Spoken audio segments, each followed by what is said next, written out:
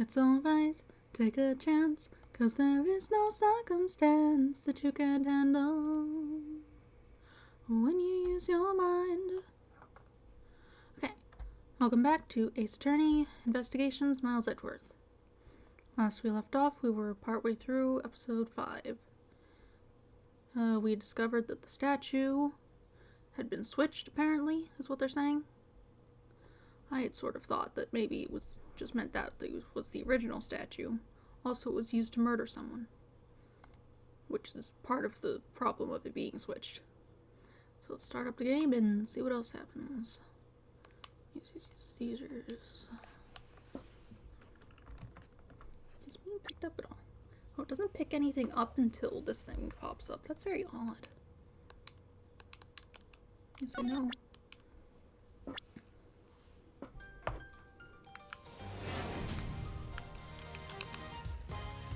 Oh.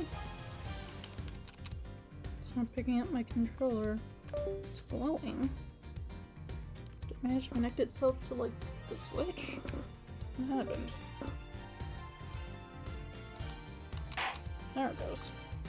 I just had to unplug it, plug it back in. It's a little loud, actually. How does thing...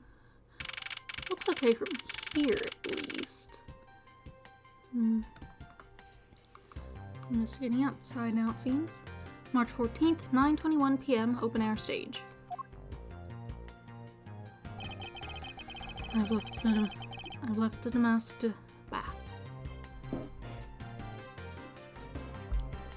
I've left the Damask and the second investigation to Francisca and returned to Babal. I suppose my first order of business should be to look into Babal's statue. Mr. Edgeworth!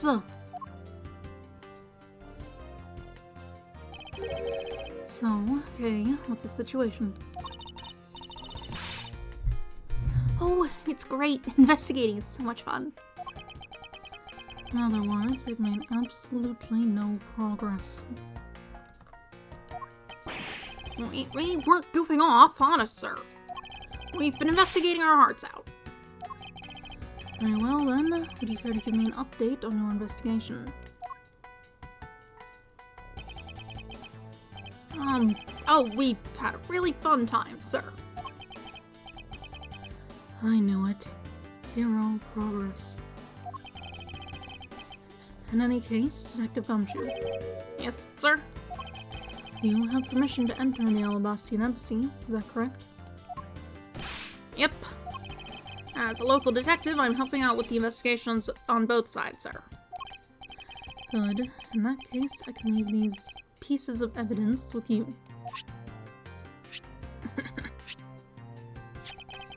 They belong to the lady under the pink princess mask. The pink princess? What kind of lady was playing her, sir?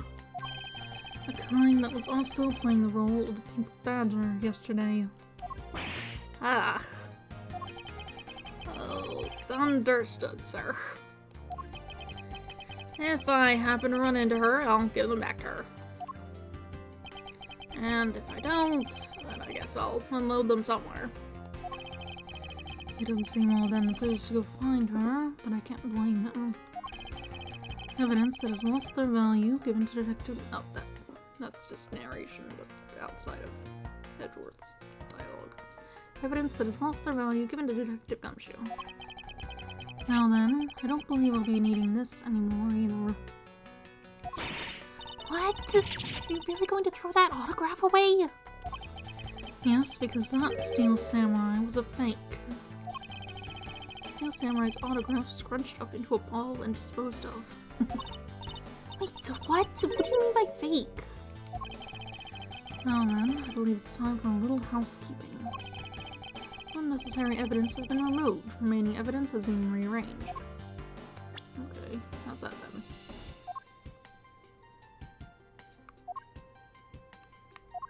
Sure. You're following me. Let's look at things out here. Like a bush. Hey, do you detect the scent of treasure coming from this bush? The scent of treasure? Not at all. Mr. Edgeworth, you're totally not with it. I'm not with it. No, and it's important for both thieves and prosecutors to be energetic. Perhaps for a thief like you, but that level of energy is unbecoming of a prosecutor. You really think so? That prosecutor we met at Gatewaterland seemed to be pretty... That prosecutor we met at Gatewaterland seemed to be pretty active. Well, he's not a prosecutor anymore, so everything just naturally balances out. Ladder. Actually, that's a stepladder. They're the exact same thing. No way! From their structure up, they're totally different. Of course, from a thief's perspective, the best kind of ladder is the rope ladder. Stepladder is much too heavy to carry around, after all. And from a prosecutor's perspective, any type of ladder is guilty, being dangerous during an earthquake. Bags full of cement powder stacked up here. I suppose they're for the renovation. Yeah, because I don't smell a drop of gold here or any other treasure for that matter. Oh, phlegm in my throat. That's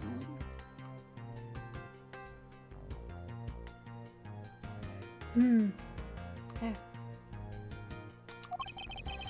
Okay, the only scent you should detect in a place like this is the smell of sweat.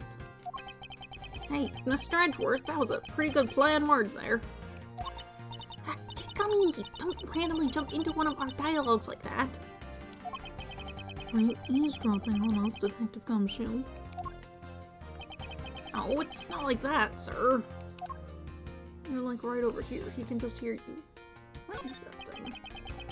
It would appear that the stage is also scheduled to be renovated. No, I would love to perform on a stage like this. Something like the Greatest Great Thief Show. I should think it would be a bad idea for a thief to show their face to the world. Hey, you're not going back to Alabasta already, are you? No, not yet. Still need to gather a bit more information first. I'm just trying to go around the gumshoes in the way. Mr. Edgeworth! You look like you're enjoying yourself, Detective. Well, I don't have much else that I enjoy as much as a good investigation, sir. So, what did you find out? Well,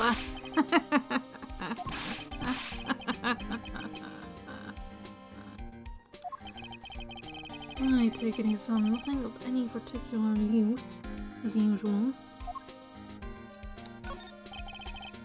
Hey, Mr. Edgeworth, I've got something really interesting from Ambassador Plano. Oh, what is this something interesting? Yes, sir.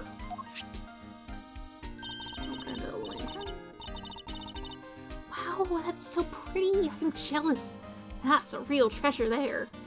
Why does the flame burn green, Detective? So apparently, if you burn the special wit crystal oil that they only make of a ball, it burns this green color, sir. Interesting. So it's a special property in the oil. I suppose this is a ploy to force people to visit the ball should the oil run out. Hey, Gummy! What about these silhouettes? I stuck some cutouts on the outside of the lantern, so it would project the images. Oh, silhouettes, huh? They are rather pretty, aren't they?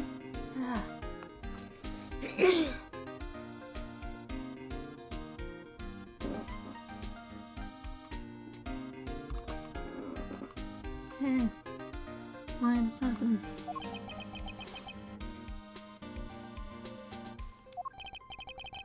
Wait, what am I doing? I'm supposed to be asking for an update on the investigation. Hey, what's wrong, sir? There's something I want you to investigate for me. You think you can do that much? Uh-huh. You got it, sir.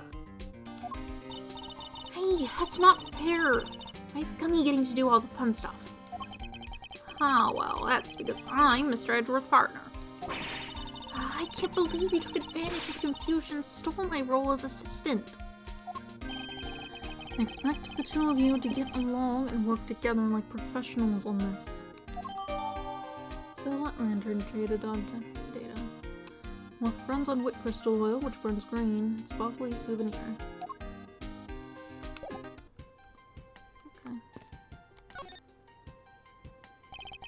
There's a sign here warning passers-by to take precautions around this renovation site. They're really going all out, huh? There's construction going on everywhere. I believe Ambassador Polino said it was to attract more tourists and visitors. What can they do with the new stuff they're building? Hey, what do you think they should do, Mr. Edgeworth? How about transforming it into a courthouse? Hey, be serious! But I was being serious. What's that? Building site dangerous. Warn children of dangers. Yeah, just basic warning stuff. Oh, so you're back now, are you, Mr. Edgeworth? You must be tired. Here with these. You can eat whatever you'd like. And these are discount tickets for our cafeteria. They open tomorrow at 10 a.m. in the morning. At 10 in the morning. I appreciate the concern. However, these coupons do nothing for me right now. The open air stage. What function does it serve exactly? Well, normally we use it for a variety of events. It's all to attract that extra bit of attention to the ball. I heard that tonight, over in the Alabastian Rose Garden, Ambassador Alba was to give a speech. And you know what? Manny told me that I really should give a speech too. Mr. Cochin told you that? Yes, he did. Which is why I thought I should give a speech of my own. But unfortunately, I wasn't able to. Because of the fire the Otakarasu started. Exactly. Ambassador Polino, I'd like to ask you a little more about the Prima Duck statues. Oh, I see. Well, let me ask you this. Did you know that Alabast and Babal used to be one country called Codopia? Yes, I know that much about your history. Well, the Prima Duck statue belonged to the founders of Codopia. At least that's how the story goes. It was bequeathed unto the king of Codopia as a symbol of the country's wealth. So was it meant as a symbol of sovereignty and the right to rule? So it was meant as a symbol of sovereignty and the right to rule, I take it. Yes, that's right. Which is why both countries are so adamant about their claim. We hold the real statue, therefore we hold the right to rule, is the reasoning. It's pretty petty when you think about it though, I suppose. But if Alabast and Babal were to re-establish relations, shouldn't that put an end to the squabbling over the statue? I have no reason to believe so. The Prima Duck statue is even more important now as a key to diplomacy. I wonder if Ambassador Polino knows about what has happened to the very important key to diplomacy. Perhaps I should try showing him this key and see what he has to say about it. But first, Master Polino, there's just one thing I'd like to ask you about. Yes, so, and don't worry, you can ask me more than just one thing. How about 2 or 3? In exchange, I expect you'll be coming to the ball, yes? Thank you, but just the one thing is all I require. Manny Cochin, I'd like to ask you about this man who's your secretary. Sure, I'll tell you what I know. Thank you for your cooperation, Ambassador. He was, well, if I had to put it in one word, he was an able man. If there was ever anything I needed as an ambassador, he was able to get it for me. To think that a man like that had a hand in a smuggling ring right under my nose, going completely unnoticed. Actually, I suppose because he was an able man, I was unable to detect his dirty dealings. Sounds like Mr. Cochin had a very sharp mind. Recently, Manny had been really busy. Since I became the Babalese representative at the Country Unification Council, he's been working tirelessly to cover my work for me. I'm sorry, but what is this Country Unification Council?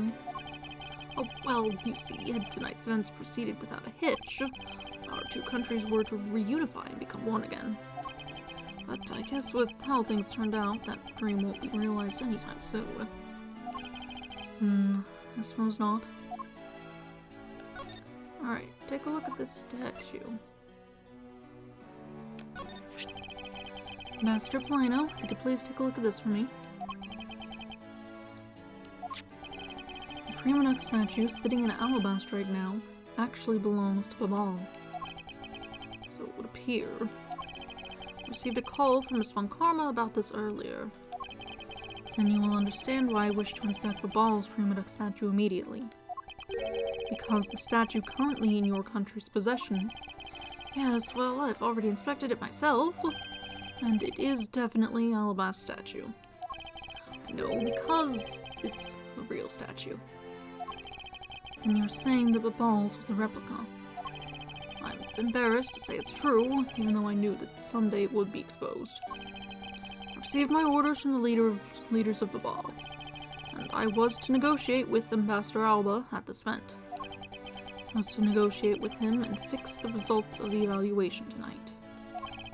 To say that we could not determine which statue was the real one. Hold it!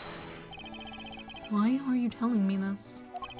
Well, because you already figured it out. Our statue is just a hollow gold shell. Even if Babal were to lose face, the reunification of the country is what's important. Hollow. That's exactly the problem we had with the sword, was it not? It was hollow. You can't... The sword's not on here, but the spear has that same information.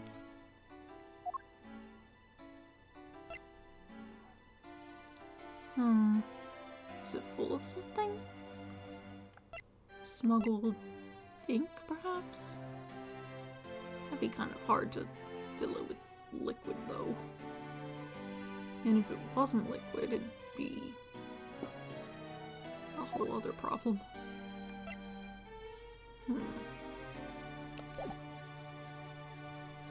Even if Babal were to lose face, the reunification of the country is what's important. I'm right in thinking that, aren't I? Not making a mistake, right? If you don't know yourself, then I won't pretend to know either. I never thought that by being betrayed by my own secretary, a real symbol of wealth would be given to me. Isn't it simply ironic? Hey, where are you going? Are you heading back to Alabast? Yes, but before I do, I suppose I should give you a summary of what's happened. Oh, I see. So there's been a murder in both countries using an object from the other country. That's the gist of it. Vol is just as strict as Alabast in their inspection of the people and things that enter their country. Meaning that somehow both murder weapons were smuggled into the two countries. That's the only logical conclusion that can be drawn. Perhaps the key to the weapon smuggling is the person who traversed both countries. You mean the fake Yatagarasu? In one way or another, the Yatagarasu is connected. Of this, I'm sure. Now then, where was the Yatagarasu first spotted? I believe it was the Rose Garden on the Alabastian side of the embassy. The garden is just on the other side of this boundary. It's where Ambassador Alba was to give a speech tonight. At least, that's where I heard the Yatagarasu would appear. In that case, I believe it's vital that I investigate the Rose Garden post-haste. Wait, before you go, take a look at this, Mr. Edgeworth. What is that? A guitar pick? What is it? My guess is that it's a guitar pick. I picked it up just now over there. Do you think it'll be of any use? There's a little water on it, but how did the water get on it? Firefighters. It doesn't look like there's anything that it could get wet from around here. They left. I was thinking they have concerts here at this open-air stage from time to time, right? Alright, I'll find its owner later. Pick data. Found at the open-air stage, it looks like a guitar pick. It's also wet for some reason. Oh, yeah, there's one more thing. Mr. Edgeworth, would you be willing to hold on to this? What is this? It's misused perfume. It's the bottle that the woman left behind and that I found 7 years ago. I thought that one day it'd be of some use in tracking her down. so I kept it safe all this time. Thank you. I'd be honored to hold on to it for you. This is perfume. Left behind by Callisto U 7 years ago. Kay has been safeguarding it. Okay. That's not what I meant to do. I wanted... No, they're gone now. Bye. We're having a real time of it cleaning up after the fire. I suppose we should stay out here and investigate the stage some more then. I just wanted to look at the things. Look, I can look at scaffolding. Just looking at these scaffolds makes me want to climb them. I recommend that you do not try. There was a fire burning here until not too long ago. Yeah, but I think enough time has passed, so it should be alright. Thief Child says, if there is a height to be scaled, then scale it you must. Starting from Thief Child, would you care to explain what you just said? Apparently not. We can look at this bush. This bush looks like it's the perfect place to hide some sort of treasure, you know? If treasure could be found so easily, wouldn't everyone be able to live life a bit easier? Aw, don't dash my dreams. What is it? Don't tell me you actually found something. Oops, false alarm. How could I have let myself get caught up in her wild delusions?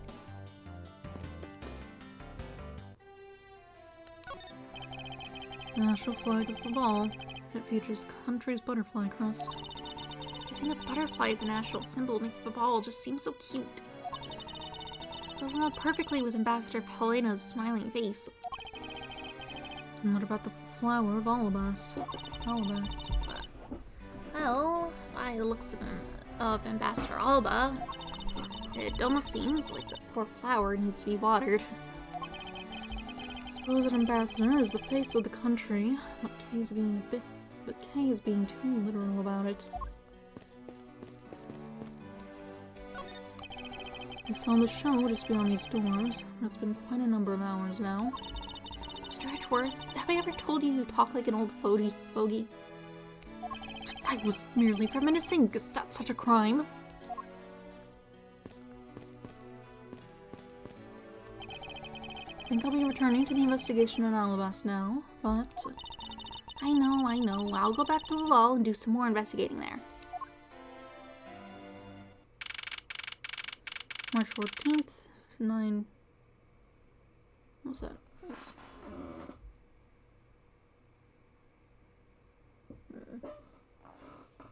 Don't know what that was. March 14th, 9:58 p.m., Rose Garden. It's got a nice bond. Kinda deep. Hope you have a ladder or something. I see you're back, Miles Edgeworth. Who's see? You. How are things in Babal? Although, I can't really say I expected much from Scruffy and that girl. The investigation into Manny Cochin's death hasn't really progressed any. However, the investigation into the Yatagarasu has. Ah yes, the Yatagarasu. Even now, I find it hard to believe. A person who can freely traverse between the two countries at will? Preposterous. Well, that's what I came here to investigate. I heard that this is where the witnesses claim to have seen the Yatagarasu. That's correct. Ambassador Alba was to give a speech tonight here in Alabast. And that's when the Yatagarasu appeared. The shadow of the mysterious thief appeared, just suddenly vanished. After that, there was the fire at the Babali's embassy, and then the Yatagarasu started.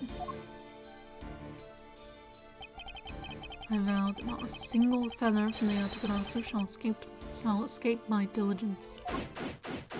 Alright. Statue. Statue of a woman. Wonder if the lady's pouring water? It says that it's a statue of the queen who spoke of love to King Primadux. Well, Miles Edgeworth, seems you're lousy at reading a woman's heart. I opened my mouth about a statue and she somehow made the leap to that. Is it possible that the Yatagarasu hid in these bushes? Of course not! They're rose bushes! Of course not! They're rose bushes! You've been spending so much time with Scruffy and that girl that they're rubbing off on you. But it's alright. I'll wake you out of your stupor. Now, the next time you feel like sleep-talking, remember that I'll whip you for real. All I tried to do was offer up a possibility, and this is what I get. Look at the light. There's an overturned spotlight here. When the Yatagarasu appeared, the audience that was waiting for the speech to start panicked. I suppose that's when someone must have knocked it over. I'm having a tough time visualizing the mass confusion that took place here. I thought to use my whip to capture the Yatagarasu. However, there were people in my way, and I was unable to land even a single lash. I suppose this means that some other poor saps were hit instead. This bush? We don't care about this bush. How about this well? There are roses scattered on the surface of the water, creating a pleasant fragrance. It's not just for aesthetics. This pool's water is also used in putting out fires. Let's see. Oh. The pool stopped filling itself automatically. Oh, I see.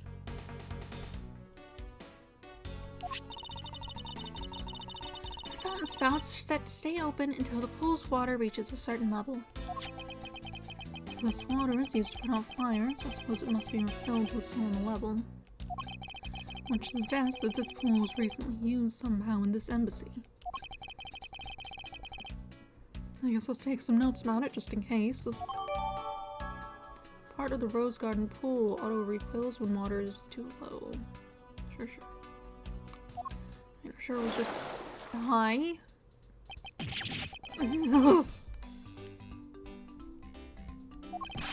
Oh, how dare you surprise me like that? I'm sorry. Oh, hey, Edgy. Thanks for what you did back there. Your gratitude alone is enough. More importantly, Larry, this pool is not for your personal enjoyment. I know that. Do you really think that I'm the type to just jump into a pool and swim around for fun? Objection! Alright then, did you by chance fall into the pool? Nice gas, but no dice. So you know my son, right, Edgy? Your son? I guess I kinda lost sight of him when I shook hands with the ambassador. I'm pretty sure he was around here when I last saw him. You imbecile! How can you be so flippant at a time like this? What are you going to do if your son fell into the pool? And how old is this child of yours anyway? How old is he again? Hold it! Larry, this is the first I've heard of a son. Who exactly is the mother? Mother? Oh, that chick. The pink princess. The pink princess. I'm talking about that doll. I'm assuming it's a doll. Miss Swan Karma. I was a bit confused by this man's words for a bit there. However, I believe what he's looking for is the doll of the Iron Infant. Yep, because I'm the Steel Samurai through and through, heart and soul. And the Iron Infant is my cute little son. You have given a whole new meaning to the phrase as an astounding fool. Larry, we have not seen hide nor hair of the Iron Infant. But rest assured that if we should find him, we'll let you know. Now get out of there. Sounds good. In that case, I'll go search over there. Hey, wait! Oh, that's not as if he'll get very far swimming around in that pool. And though he's unrelated to the murders, he sure knows how to cause a lot of trouble.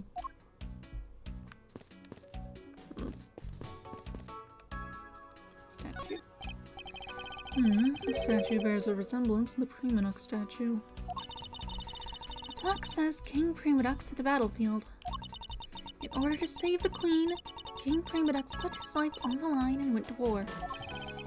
So Primadux was actually a person of royal blood. Thought he was simply someone imitating a character from ancient legend. Well, what surprises me is that a real person who looked like the Steel Samurai existed. I suppose there's that too. There's some beautiful roses here. They appear to be well maintained. You're being too nice, Miles Edgeworth. The arrangement is devoid of any design sense. That's because it's a bush. Roses only truly shine when they are grouped by color. One color per location. They lose their beauty when they're all mixed together like this.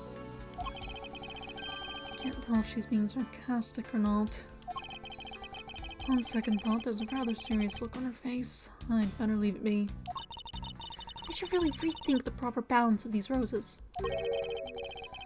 Of all the people to comment on the proper balance of things, I don't know, I think they look nice mixed up. These ones were grouped a little more cleanly. I guess it's just how they grew.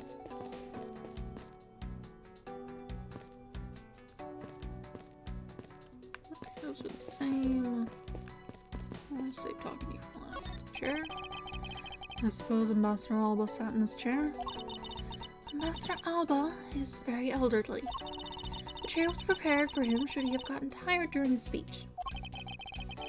In that case, why didn't he plan to make his speech sitting down in the first place? The ambassador is also quite prideful, that's why. Sounds like my old principal from grade school who'd speak at assemblies. Okay, can't go up there. So this is where Ambassador Alba was to give his speech. The stage was set up nicely, however, where was the audience supposed to sit? It's not even a lot of space for them to stand, really.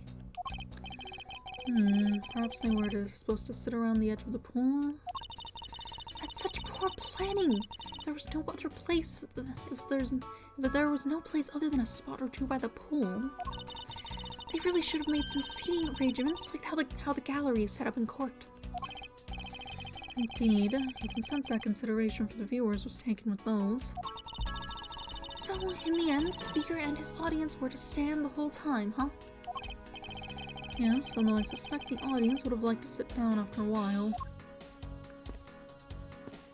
Okay, now we shall speak with you. Guess we'll talk to you first, you're less likely to notice. How's the investigation proceeding on your end? Long Z says, that's top secret. If you're going to attempt to imitate your superior, at least do it well. I don't suppose he believes in the accidental leakage of information. Have you finished checking out all the bystanders? Yes, sir. And we found 14 counts of pickpocketing, 16 counts of illegal parking, and one person ran a light, sir. Don't tell me you didn't find anything related to the case. Sir, not a single thing, sir. Well, for now, let's just get those other lawbreakers down to the precinct. Agent Lang. Oh, if it isn't Mr. Prosecutor. How'd you even find out someone ran a red light? Like, the parking makes sense, they could still be there. Pickpocketing makes sense. They're not at the light anymore. Did they just get nervous and tell you? Oh, if it isn't Mr. Prosecutor. I would just like to thank you for your assistance earlier. Make no mistake. It's not like I was trying to help you with what I did. After I left, did you receive word from Ambassador Alba? I'm gonna wrap up our bodyguard assignment at the end of today. Oddly enough, we received word from HQ to return home on an urgent matter. So I can be so easily called away from this case after I've come this far. I swear that I'll find the truth and drag it screaming into the light. You're with me on that, right, Mr. Prosecutor?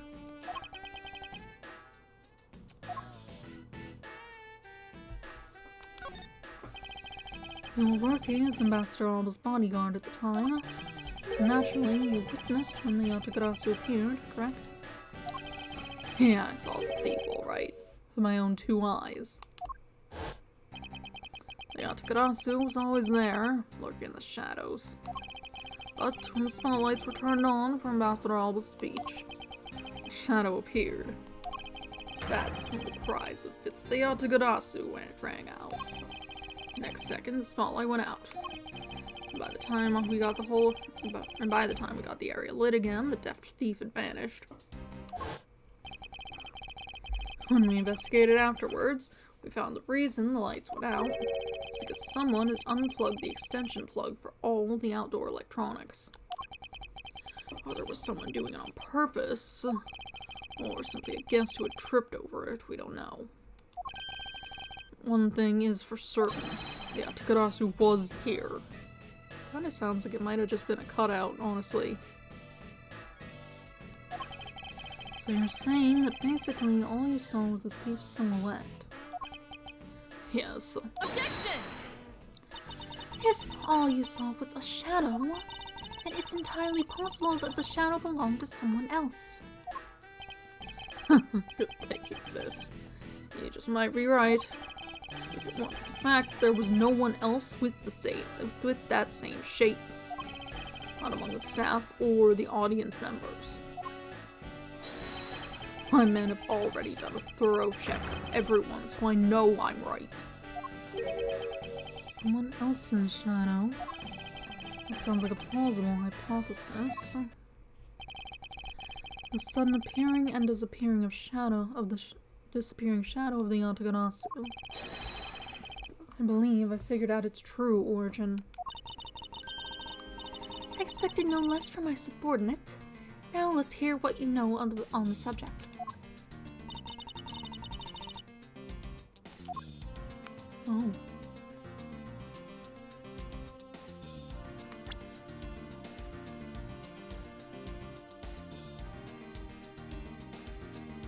I'm saying that one of these statues was at a weird angle.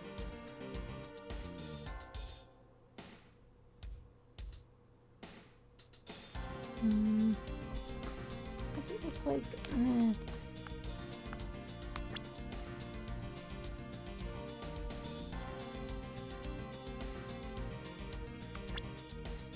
I'm sort of expecting to present the lantern and be like a cutout. But I guess one of the statues could have been it. What did it look like? It's more leaned over like this, so I guess this one. Take that! A sudden appearing and disappearing shadow of the Yatagarasu. It's not possible that it was created by this statue. Objection! Are you playing me for a fool, Miles Edgeworth? The statue bears absolutely no resemblance to the shadow of the Yatagarasu. You are correct. However, the statue is but one part of the whole picture. What do you mean by only one part? What is the other part of the real form of the Yatagarasu's shadow? I suppose the other statue? Take that! It's another statue. The Yatagarasu's shadow was made from the shadows of these 2 statues. Made? What do you mean by that? Right now, the spotlights are all over the place. This is because they were moved when the guests were in a panicked state. However, if we were to restore the lights to where they were when the thief appeared, I believe that the 2 shadows will create the Yatagarasu's shadow. Precisely. Now then, watch as I reveal the true form of the Yatagarasu. First, I will set up a spotlight to cast a shadow of King Primadux and the battlefield. The shadow of the king's statue would appear on the backdrop of the stage. Likewise, if we set up a light on the queen who spoke of love to King Primadux, her silhouette would also appear on the backdrop to the stage. Ah, so if we were to combine the 2 shadows, it looks nothing like the Yatagarasu's shadow. Miles Edgeworth, how to explain this grotesque shape? Calm down, Franziska. The way the light needs to be shown on this queen's statue is wrong. What do you mean by that? I believe that the whole of the king's shadow needs to be used from this to work. However, in the case of the queen, I don't believe her whole shadow is needed. Rather, the person who created the shadow only used one part of her shadow. Only one part? Yes, and that one part alone is enough to fill in the rest of the Yatagarasu shadow. Why didn't you say that in the first place? You're right, I apologize. What part of the queen statue was used? Now what part of the queen statue was used to complete the Yatagarasu shadow? And Take that! think back to what is missing in our shadow. 5 long, thin areas, correct? Now what does that remind you of? That's right, it can only be the shadow of the queen's left hand. Franziska, can we please adjust the spotlight's position so that it only shines on the queen's left hand? Alright, let's give it a try and see what we get. It's...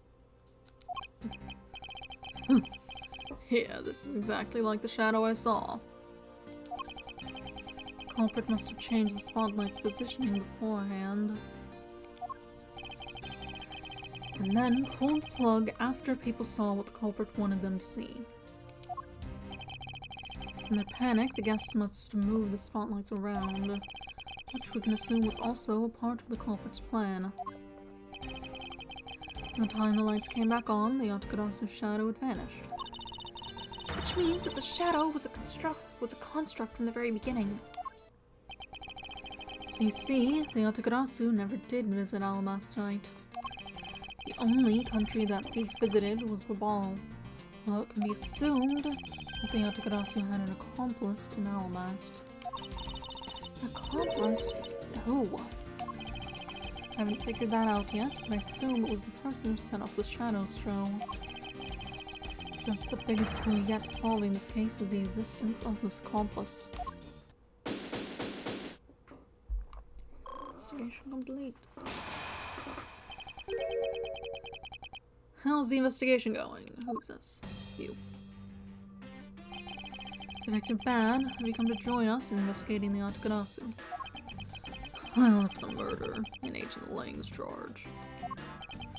My only target, at the very beginning, is the Yatagarasu. So yes. So, what have you found out? You got a piece of evidence. May I see it? Sure, but you might regret it. We're here because we are ready to face whatever may come. So if you please. When people heard the commotion, bystanders started gathering. One woman claimed, "I'm telling you, I'm a genuine international journalist." She gave me an interesting picture. A journalist? Well, actually, she's a freelance cameraman. This is the photo I got from her. That could be anything.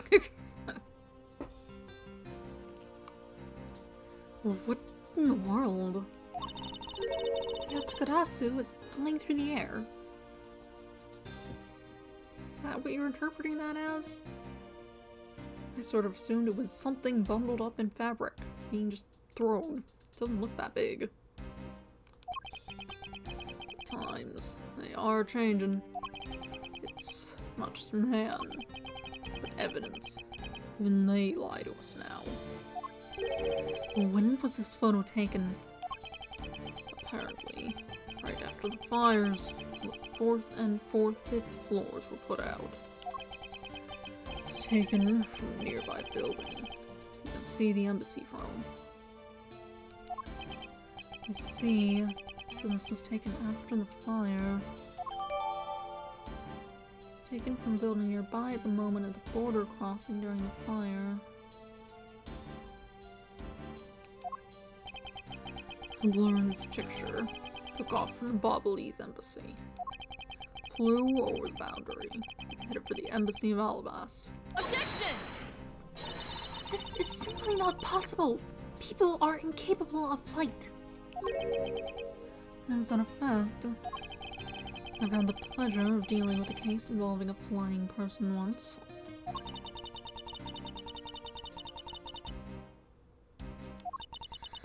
Actually, come to think of it, I've come across a case like that as well. Too, actually. Maybe it happens more often than we think. Left to the task of solving the mystery behind this photograph. Well, the Yatakarasu took off from the Bobbly's embassy, so I should start from there. Franziska, I need to return to the Bubble investigation for a bit. Alright.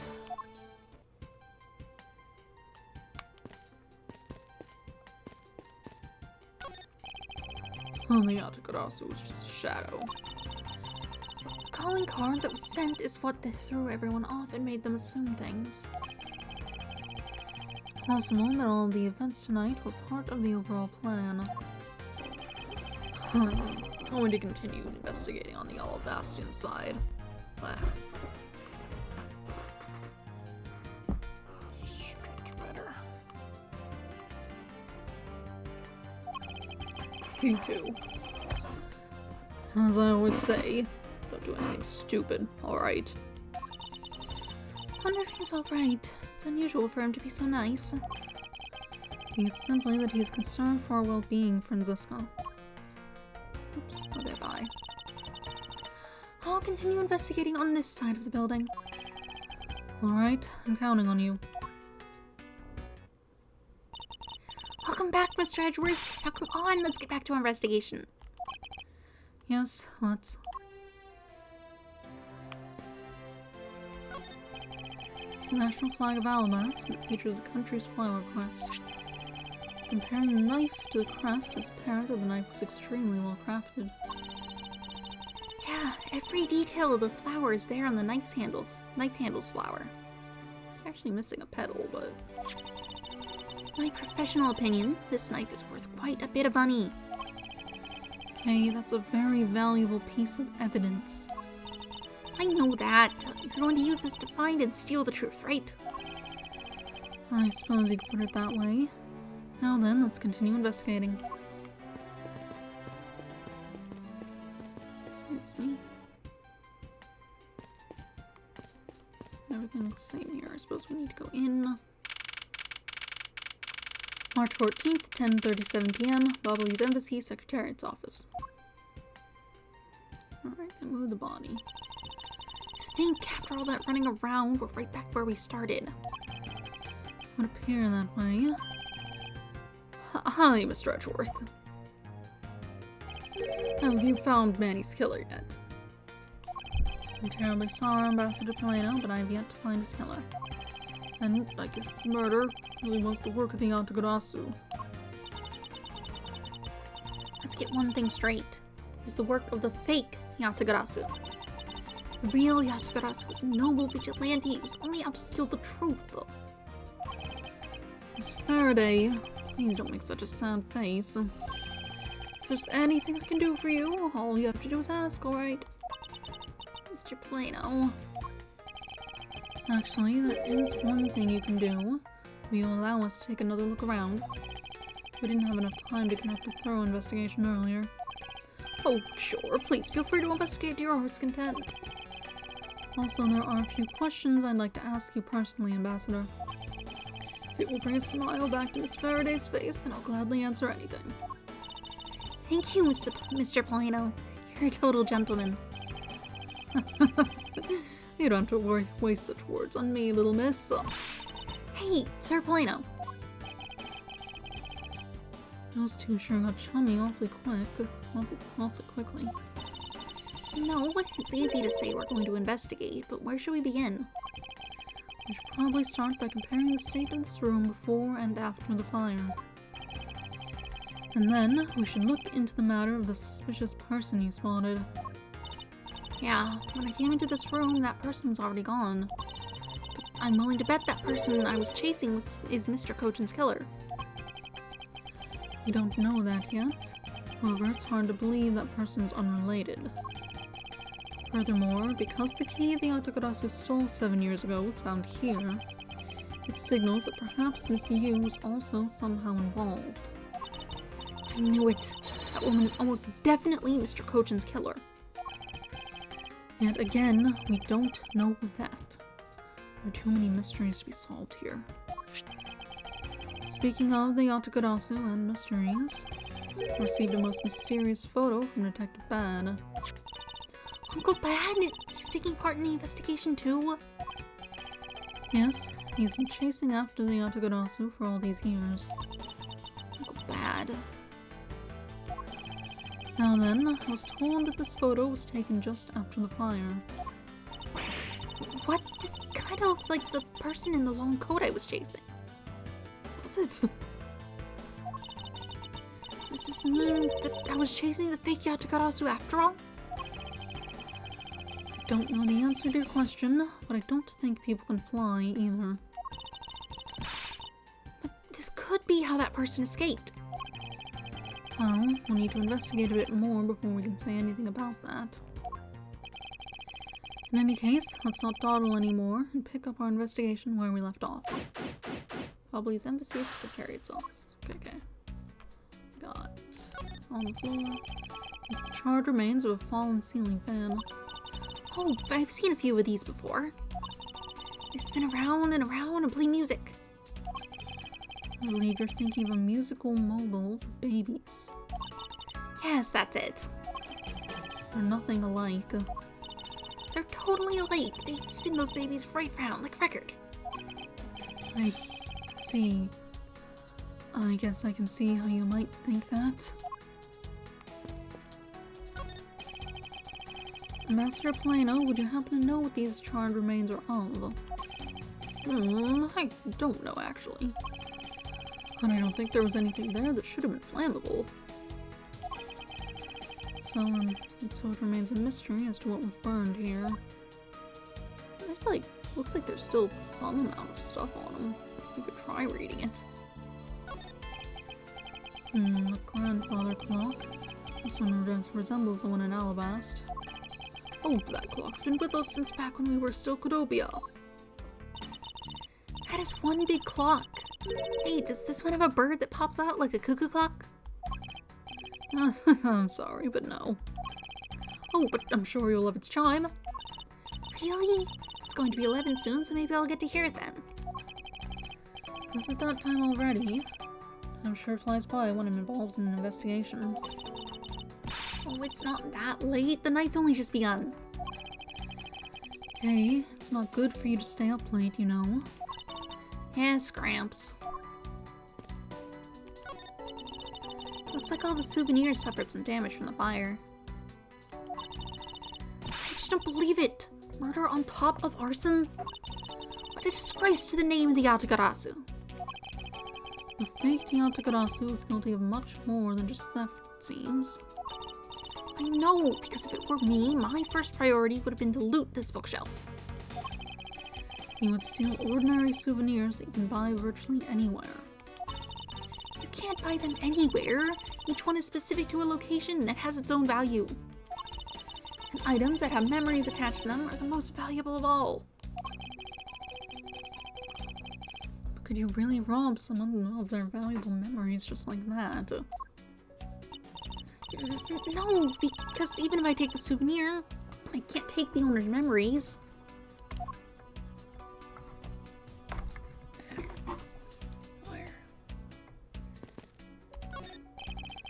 I still don't know where the blade of the Bobbly's knife went. Could it be that the killer walked away with it? Let me take a better look at this. And this is the real Prima statue. This is really valuable, right? That's what they say. Hold it! Okay, you're not seriously considering the theft of this statue, are you? No way, Mr. Edgeworth. Oh, jeez. This thing's so loud. I wasn't thinking about anything like that. was just calculating in my head how much the statue was worth. That sounds mighty suspicious to me. It appears that Mr. Kojin's body has been taken in for an autopsy. The white outline is all that's left to tell the tale of his murder.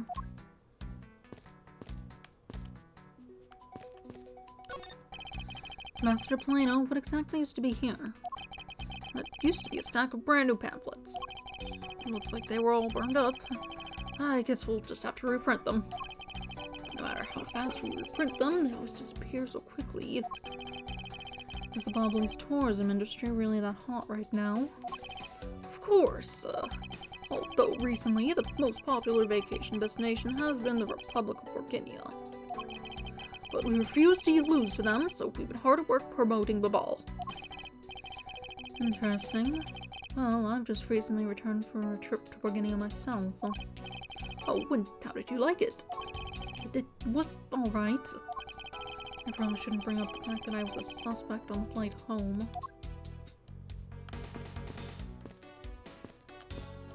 Safe. The safe wasn't open at the time of the fire. You could tell because the inside wasn't burnt, right?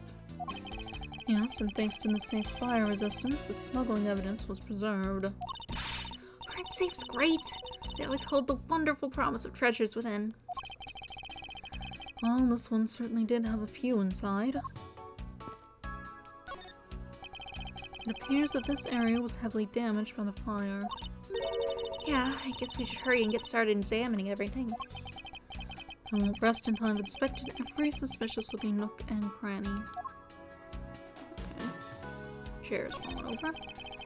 Looks like a very comfortable chair. Well, it doesn't look all that broken, so why don't you try sitting in it? No, I'd better not. It's very important that we preserve the crime scene at all times. Wait, you're always touching all sorts of things at crime scenes. It's because I'm a prosecutor and it's part of my job to examine things. And my job is to be a great thief. Which is exactly why you are not allowed to touch anything. Stuff on the ground. Drawer. It would appear that this desk also fell victim to the fire. God, it doesn't look too damaged. Oh, I think we can rifle through this drawer a bit. I suppose we really should take a look. Seems that the contents of this drawer survived the fire rather well. Oh, that's a sturdy desk. I guess that's the value of solid wood construction. Let's see if there's anything useful left in here, Mr. Edgeworth. We have this thing. That is a rather unusual shape for a notepad. I suppose this must be another souvenir from somewhere. Pencils? No. Ink. There's a bottle of Bobbly's ink on Mr. Kojin's desk. It looks like there's still a lot of ink left inside. The seal is unbroken, so the fire probably couldn't get into the bottle to burn up the ink. Hey, Mr. Polino, it looks like your precious Bobbly's ink is all right after all. What? That's odd. Hold it! Ambassador, what do you mean by that? Well, it's just there is something strange about the ink. Would you mind elaborating on that statement for me, please? Is it also flammable because of the oil? Okay, well, I wasn't done here. I guess I've got to go talk to him instead of him just continuing on phone. So I guess embassy phones are just like normal phones, huh? Oh, what did you imagine them to look like? I thought that the balls would look like a flower and the receiver would be a butterfly. That way, it'd look like the butterfly receiver was sucking nectar from the flower base.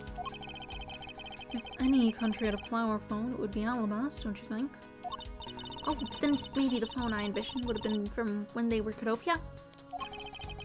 There's really no point in asking me about something that never existed in the first place. You know what you lack, Mr. Edgeworth? Curiosity and an imagination. There's only one book left standing here. Treasures of the World. Wait, what? Let me see that! I see. Ah! The most important part was blackened by the fire. Why, cruel fate, why? Looks like the map of where the treasures are located has been burnt. Looks like a bunch of flyers with coupons attached to them. The ball sure gives away a lot of different coupons. Maybe I should create one of my own. I could call it the Grave Thief coupon. What kind of discount would that net you?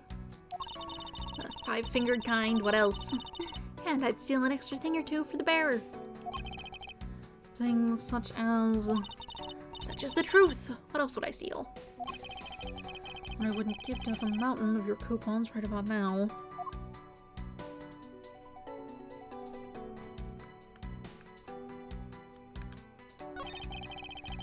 Manny Cochin. His name is written here on this nameplate. Why would you put a nameplate with your name on it in your own office?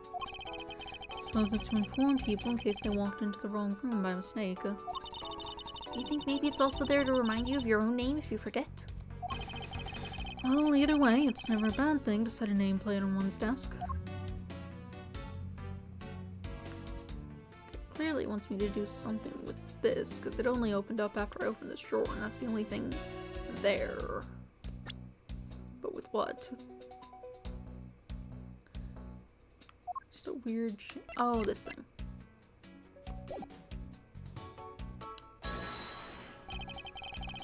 Somehow connected to any evidence. This weird thing. Eureka! The shape of this notepad matches the shape of this note we found. Hey, you're right! What is it? It looks like something straight out of Monument Valley. Yes, that notepad is a souvenir from somewhere in your country. We've been collecting them for the purpose of studying them, you see. Yes, I do. You seem to be quite passionate about it. Oh, would you like to see my souvenir collection? I'd love to show it to you. Are you sure they haven't been burnt to a crisp by the fires? Ambassador Plano, I wonder if you might recognize the handwriting on this note. This looks like Manny's handwriting. Okay, so he set it up to get stolen. Oh, that's someone's brakes. That sounds really bad. Very squealing. Okay, so he set it up to get stolen, which makes sense.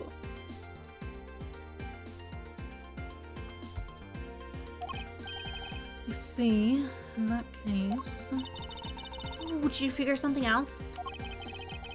This note was found in Alabasta.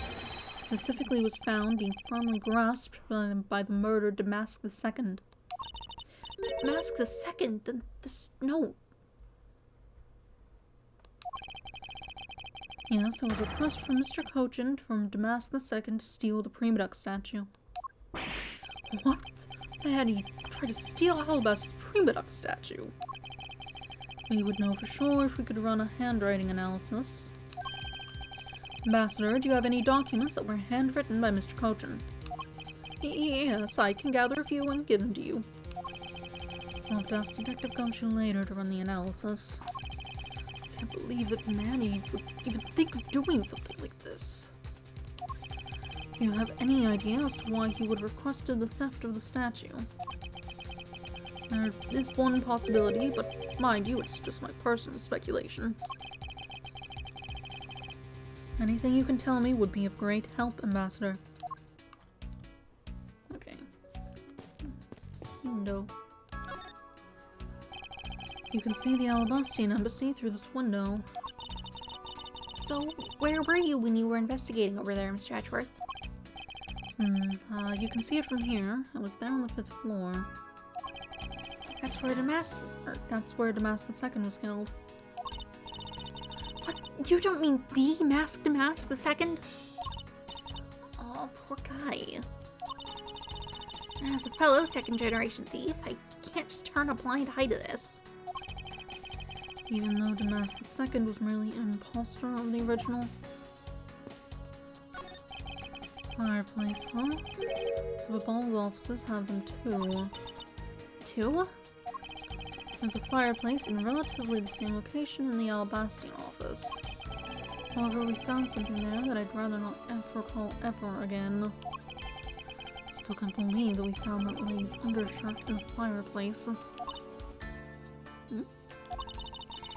If it was that traumatizing, why didn't you try creating new memories with this fireplace? You could climb inside and we could play hide and seek. And come out covered in soot? I think not. You really have no sense of fun, Mr. Edgeworth. Look at the fireplace. Check about the secret passage. Do it. Whatever. The national symbol of a ball is drawn here. There's nothing especially strange about it. Is it just me, or did the butterfly gain an antenna since we last saw it? Even if it did, would it really have any bearing on our case, Kay? Now then, Ambassador, I'd like to ask you about your movements before the fire broke out. Before the fire? Which fire are you talking about? Which one? There was more than one tonight? Oh, I see. I guess you didn't hear about it. We had 2 fires here at the Bobbly's embassy tonight. What a bother all that was. Wait, but the only fire we know about is the one after the Jam and Ninja show. Well, the first occurred at the start of the Jam and Ninja show. Luckily, only the 4th and 5th floors of our embassy caught on fire. Not wanting to cause a panic among the theater goers, we decided to keep it internal. And the fire after the Jam and Ninja show. Was the second one of the night. Exactly. So the fire I witnessed was the second one. Come to think of it, didn't Detective Bad make reference to the first fire? When was this photo taken? Apparently right after the fires on the 4th and 5th floors were put out. Suppose this means that the photo was taken just after the first fire was put out. Photo taken after the first fire on the 4th and 5th floors had taken place.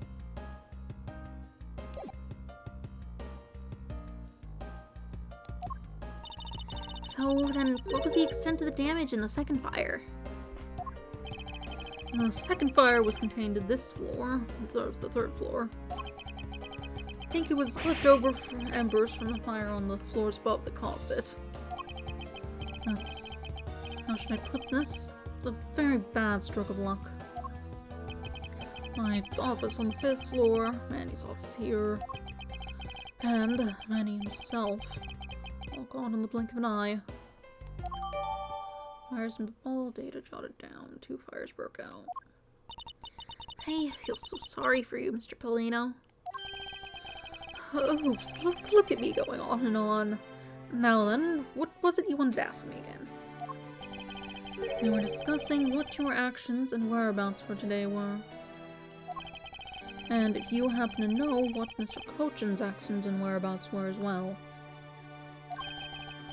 Yes, very well. Let's see, I've been quite busy. I've been quite busy all day from morning until now. First I woke up and then I brushed my teeth. After that I had a roll of breakfast. Fascinating. How about if you just skip to the relevant parts for me? Oh, you'd like a condensed version? Alright, I can do that for you.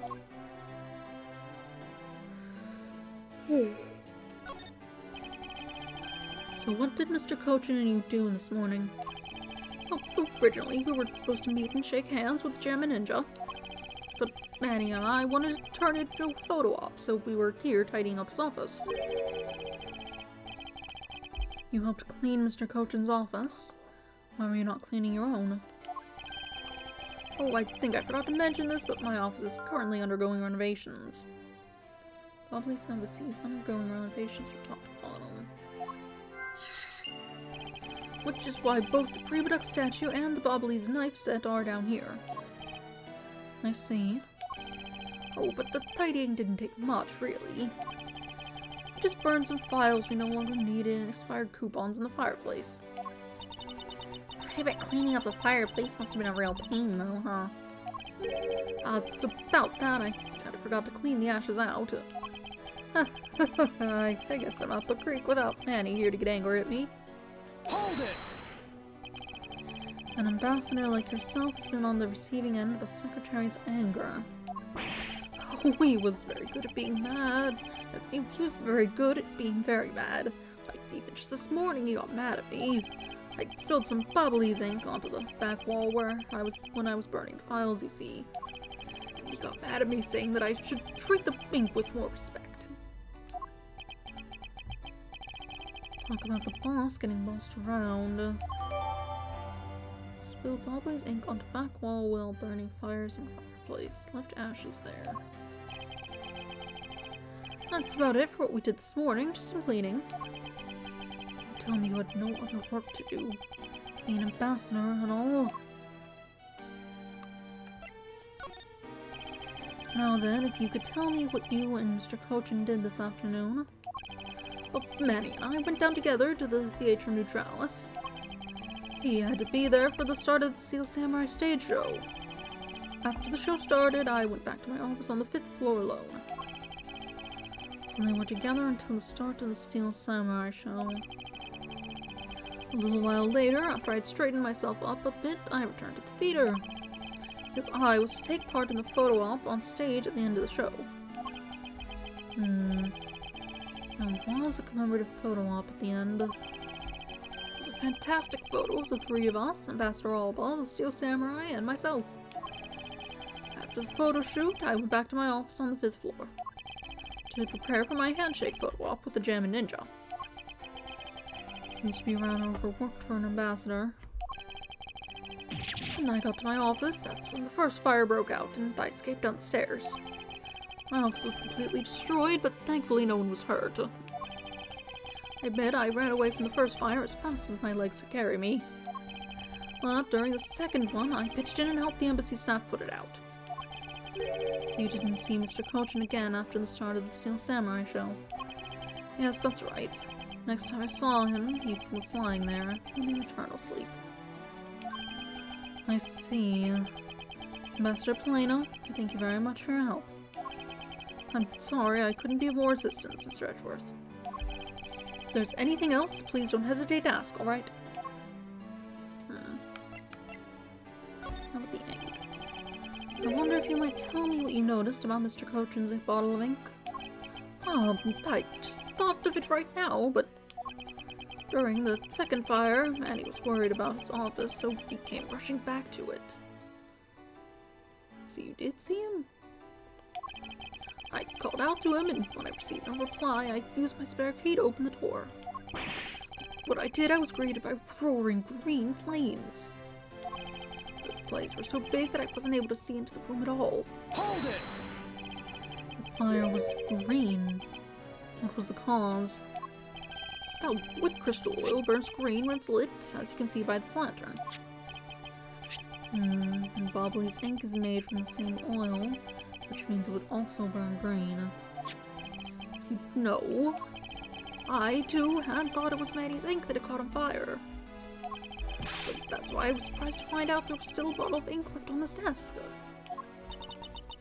In the case of the perplexing green flames, talk about a mystery. What exactly was it that caught on fire in here? And things printed with it also burned like that?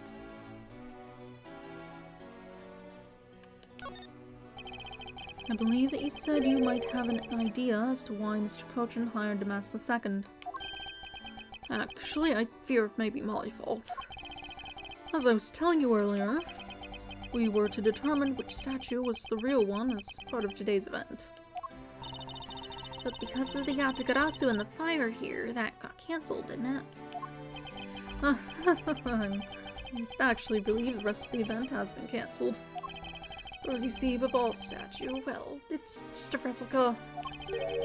And did Mr. Cochin know about Babal's prima duck statue? Of course he knew, and that's why he was the only person I can consult with. We'd have to do something once our statue was revealed as a replica. As to be expected, I was very nervous today, as this would impact our country's authority. Yes, I understand. Well, when I told Manny my concerns, he said, let me handle it. It'll be alright. I'll find a way to make sure you're the ambassador of the country of the reunited Codopia. At the time, I thought he was just trying to cheer me up. But when I saw that note, I realized he was serious. Hold it! Mr. Cochin conducted a lot of business behind your back. I assume he did all that to ensure that you are the next Codopian ambassador. But why was he trying so hard, I wonder? He was so much better at getting things done than I ever was or will be. Don't have an answer yet as to why he was trying so hard. But I suspect he had an ulterior motive in mind beyond just simple kindness. Oh, here you are, Mr. Edgeworth. Yeah. Detective Gumshoe, have you collected the information that I requested? Yep, got it all right here, sir. Here you go, Kay. Feel free to take a look. It's for you, after all. What is all this, Gummy?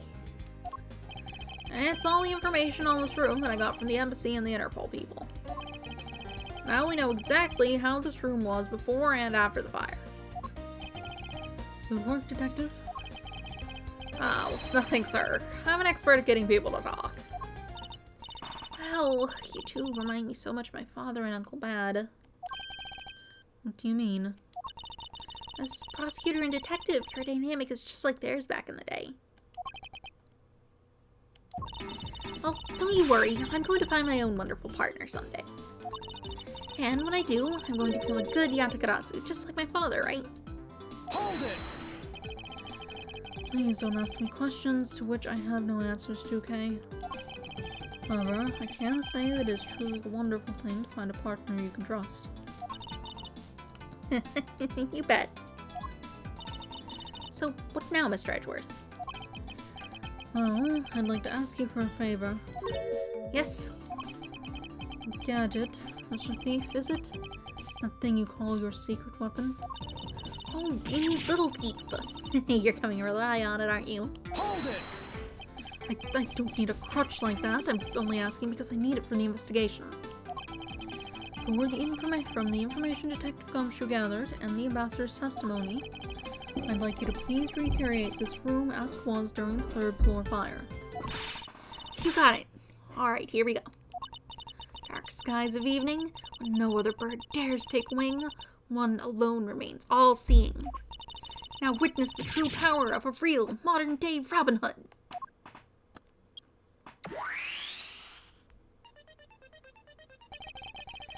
Seems there are other things besides what the ambassador mentioned that have changed. It's possible that we might find the escape route the person in the case hall used as well. Oh, what is this? It's some sort of flight show I was not told about.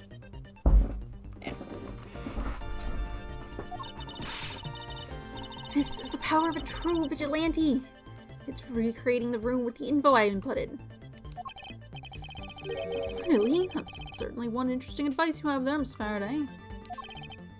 I believe it's about time we return to our investigation. Fine. Detective, you took part in the initial bubble investigation, correct? Yep, sure did. I also helped to put out both fires, sir. But that first fire took me by surprise. I had a tough time escaping the 5th floor. First I tried the elevator, but I guess someone else had the same idea because it was in use. If I hadn't remembered to use the stairs at that point, I'd been burnt to a crisp.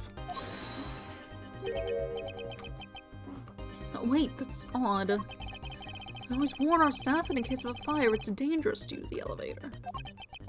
Oh. Maybe someone wrote in a fit of panic.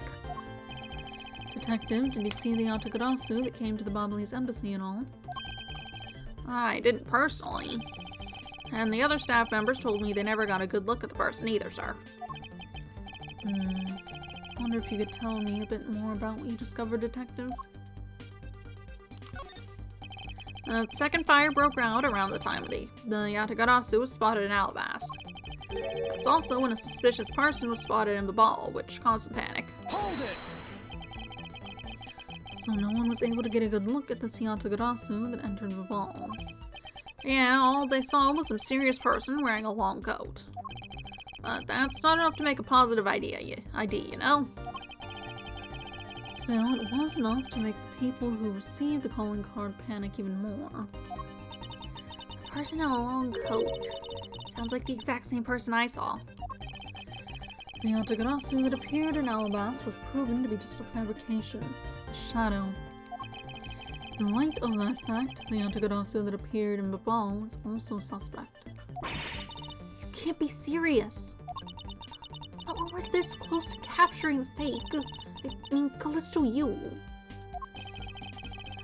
So the Yatagarasu appeared, caused mass confusion, killed Mr. Cochin, then disappeared. By the way, detective, why did you not chase after the Yatagarasu? I did, but well, this embassy is huge, sir. I got separated from the other staff members I was with and was lost for a while there. Hold it!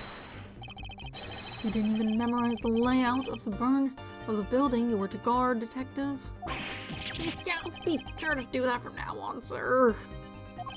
But, you know, it's thanks to me being lost that I was able to come to Kay's rescue. Oh, is it a fact? Yeah, it was when I was lost and wandering around in the third floor hallway, sir. When I heard a scream, I headed towards it right away. Oh, that's probably from when I found Mr. Cochin's body. Yeah, I thought it sounded like her, so I got real worried and ran as fast as I could. It was thanks to Gummy that that Miss Sheena wasn't able to take me away. He covered for me until you got here, Mr. Edgeworth. Oh, I see. So he can be useful once in a blue moon. Still, it's too bad that Agent Sheena got here before I did. Wonder where Agent Sheena was before you found her here. Well, just before I got to this room, I saw her coming out of the room next door. Room next door.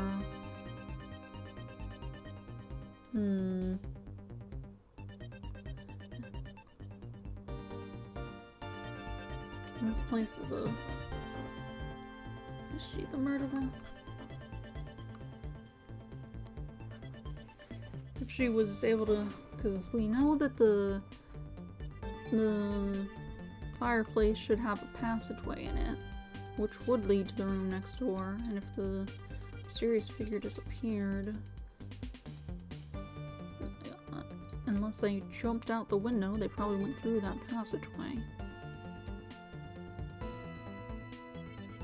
In the room next to Mr. Cochin's office up until she tried to rescue him.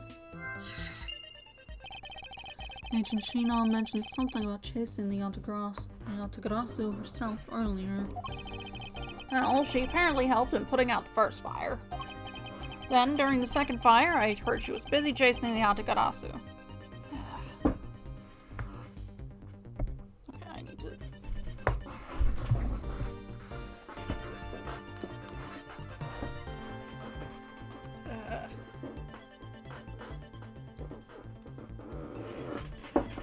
Gross, loudest chair.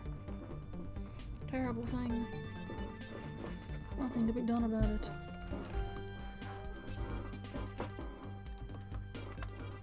Unless I were to try taking off with someone else's chair. Well, a few things, but I'm not sure any of them are much quieter.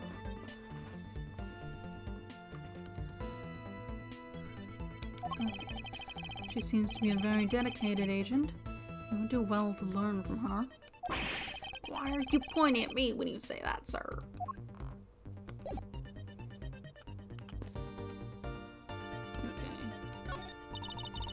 So by this time, the prima duck statues had already been swapped, right? It must have been, as this one is covered in soot. What lousy timing! And just the two countries were about to become friends again, too. It would have been better if I had stolen it. If I had stolen it, than for it to get caught up in that fire. Okay, I think I understand your sentiment.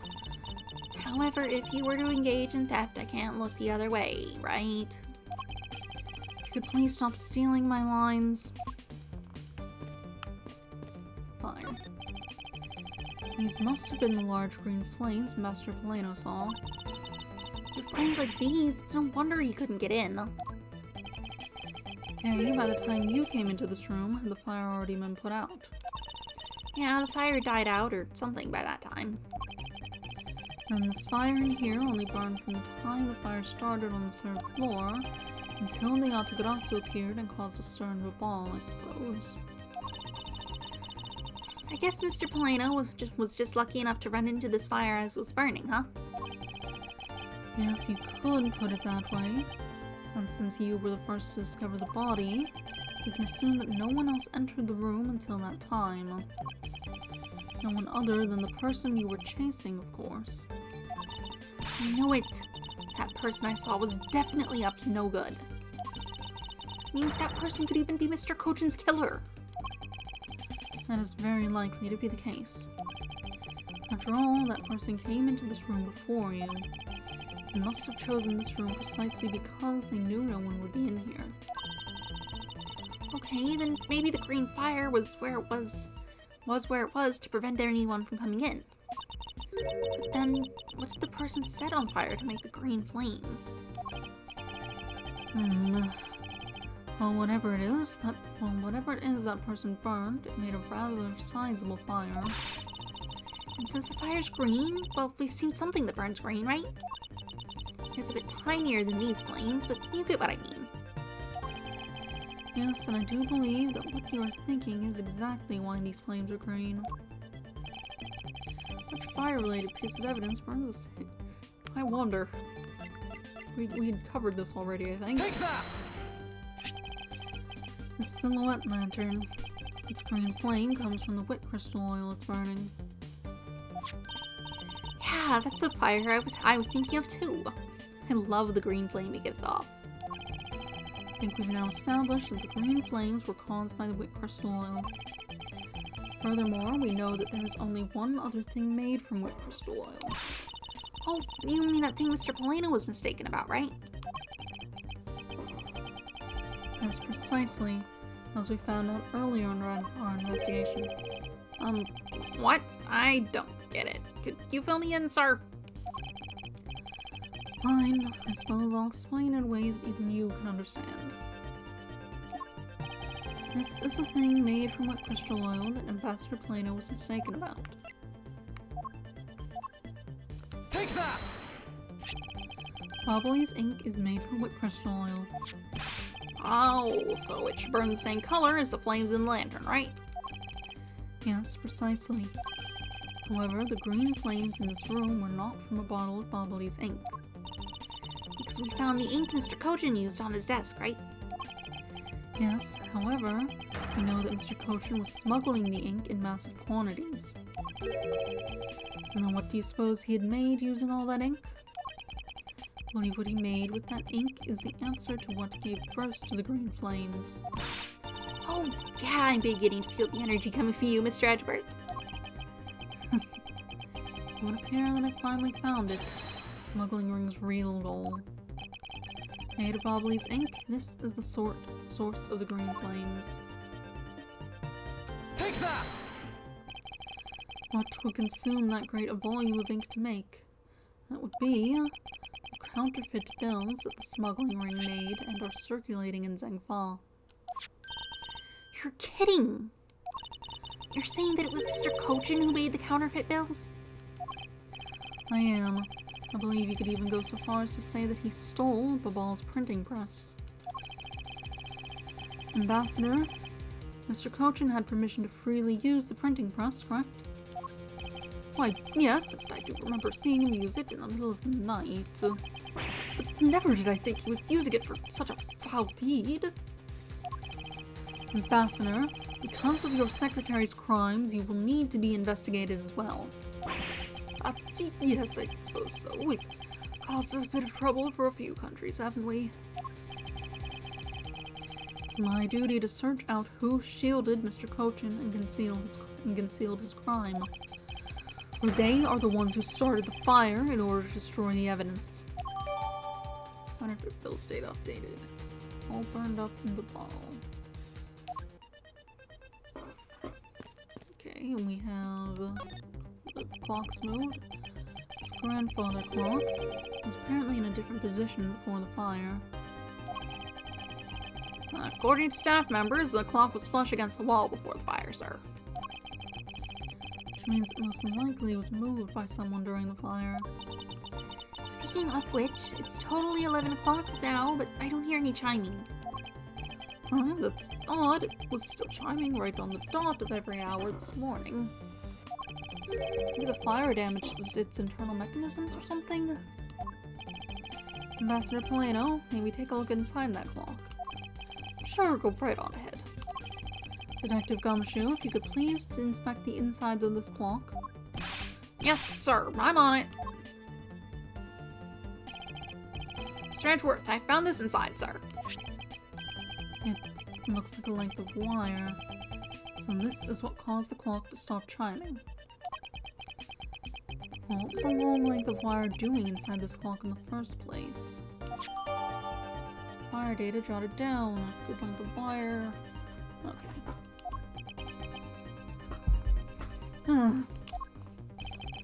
Why would someone do this to such a valuable clock? Sounds like it wasn't Mr. Polano who put the wire in there. And perhaps it was Mr. Cochin's killer who did.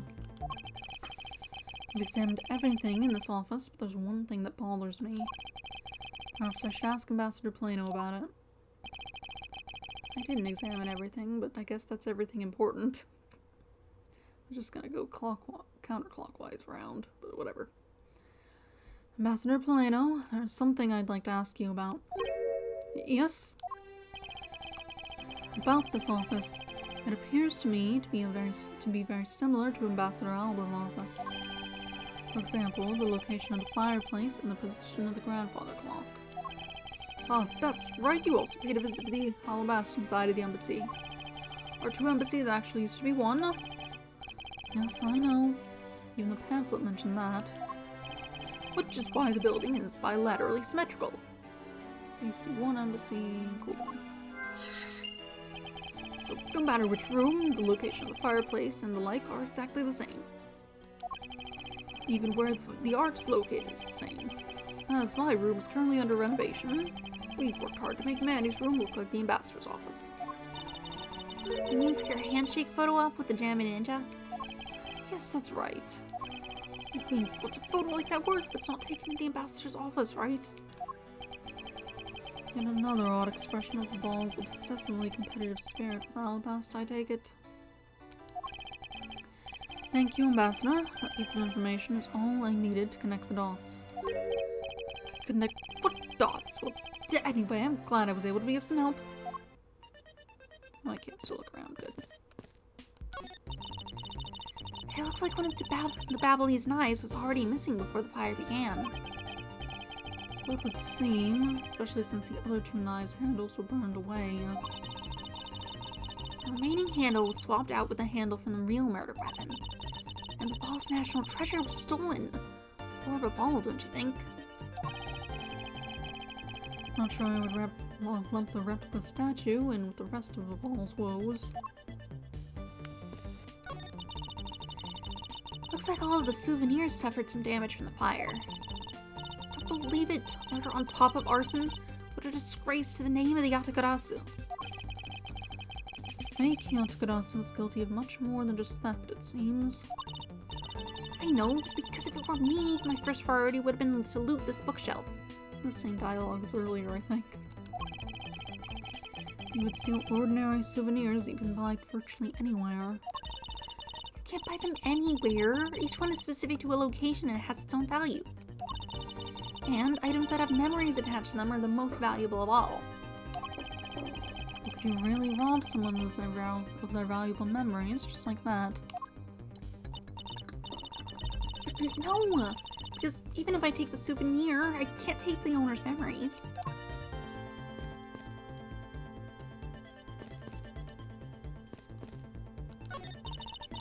So, the ball is really into pushing their tourism industry, huh? Yes, it would appear that way. No, I'd really love to take a trip. Hey, why don't we take one after this case? You already have a destination in mind. Well, ideally I'd like to go someplace where I can continue my thief training. If you want to learn the fine art of stealth, perhaps you should visit the studio where they make the Gem and Ninja TV show. Hey, that's actually a really great idea, Mr. Edgeworth. Can't believe she took me seriously. Safe wasn't open. Okay, that's the same as before. Wasn't burned. Yes, I know. Can I skip through the text better than this? Or at all? These things are inside. Here's a flag. I don't care. Fireplace, huh? Some of the Ball's offices have them too. Ew. Fireplace in relatively the same location in the Alabastion office. However, we found something there that I'd rather not ever recall again. I believe we found that undershirt in the fireplace. If it was that traumatizing, why don't you try creating new memories with this fireplace? You climb inside and we can play hide and seek. Think I'm not covered in soot? I think not. You really have no sense of fun, Mr. Edgeworth. That looks like a very comfortable chair. Well, it doesn't look all that broken, so why don't you try sitting in it? No, I better not. It's very important that we preserve the crime scene at all times. Wait, you're always touching all sorts of things at crime scenes. That's because I'm a prosecutor and it's part of my job to examine things.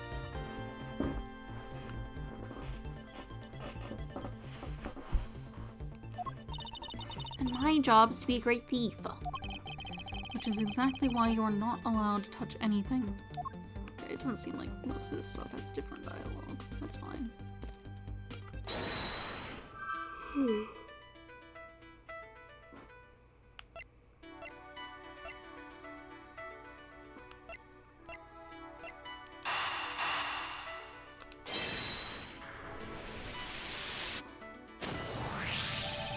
The Alabastian and Bobolese sides of the building are symmetrical to each other.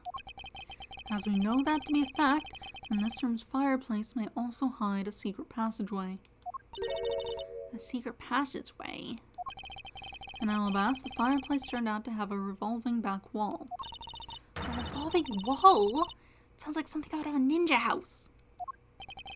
Wow, there was a trick like that built into the fireplace, sir? What this embassy holds that kind of secret? There seems to be a lot about this room that you don't know about, Ambassador. I guess it's time to pay the bill for letting Manny do so much work for me. Please, I really want to know about the real Manny and what you know about this room. What are you waiting for, Mr. Edgeworth? Let's get to the bottom of this. Agreed. My first thought is that it's likely the killer used the revolving fireplace. It's possible someone used the revolving fireplace wall. Need to examine it more. Looks like just another fireplace, though. It looks like just another fireplace, though, doesn't it? So how do you turn it again? In Alabasta, I had to push where the X was on the far wall of the fireplace. Oh, I see an X back there. Let's see what happens when I push it. Hold it! Ah, you scared me, sir. There is something about this fireplace that lies in contradiction to the facts. Huh? But we found an X where you thought there'd be one, right? We did, but that's not what I was referring to. Something is missing from the scene. What does this contradiction mean for us? Alright, they said they were using it, but now it looks pretty clean. Won't rest until I've inspected every suspicious looking nook and cranny. All I see inside this fireplace is starter wood. Huh? That's odd. Doesn't match up with what Mr. Polino said earlier. What's the meaning of this contradiction? If we push this X mark, the fireplace wall should turn. A revolving fireplace wall. Ah, that's neat, sir. That's neat, sir. We should hurry up and... Hold it! Where's the question marks? Wait, Detective, there's something we need to examine about this first. Besides which, there's also something I'd like to test. Like what, sir? I'll tell you later, Detective. For now, let's continue with the investigation.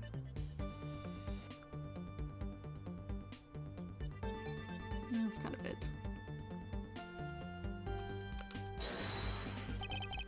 Spots are not connected, any evidence. Should be something back here. It says about... Left ashes there, yeah. Eureka! Ambassador Polano, you said you burned some old files in this fireplace today, correct? Yes, I burned quite a few files this morning, actually. And after you did, you forgot to clean out the ashes from the fireplace, correct? That's right, but why are you asking, and why are you making such a scary face? I'm sorry, I admit I am a bit intimidating when I'm serious. In any case, take a good look at this fireplace and tell me what you find odd about it. Let's see. Oh, where did all the ashes go? The ashes that should still be in the fireplace are missing. Where did they go? What's the meaning of this, Mr. Edgeworth? You don't really think that Ambassador Polano is lying, do you? No, there's no reason for him to lie. I don't believe his testimony is wrong either. It is the fireplace that is causing the contradiction. Okay, I wonder if you might update the fireplace data for me. You got it. I'll add in the ashes from the burnt files and, sounds like we've pretty much figured out everything out now, huh? Well, it was nothing. All I did was follow where our leads led us. Oh, I sense it coming on. You're about to dazzle us again, right? Oh, you mean that? Well, it's what Mr. Edgeworth is known for, you know? There's really no need for you two to dance around the name of what I'm about to do.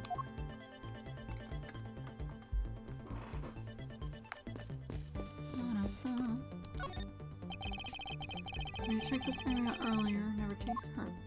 Oh, okay, we can't do that until we figure out more information, I guess.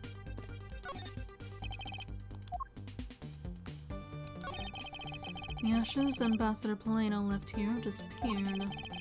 If we follow where this piece of information leads, we should begin to see the truth. It's time to use your secret weapon, right? Yeah, go on, sir. Use your special skill. I'll ignore your strange phrasing for now and focus on the information we have instead. Just a little further. I can see the truth lying on just the other side of this.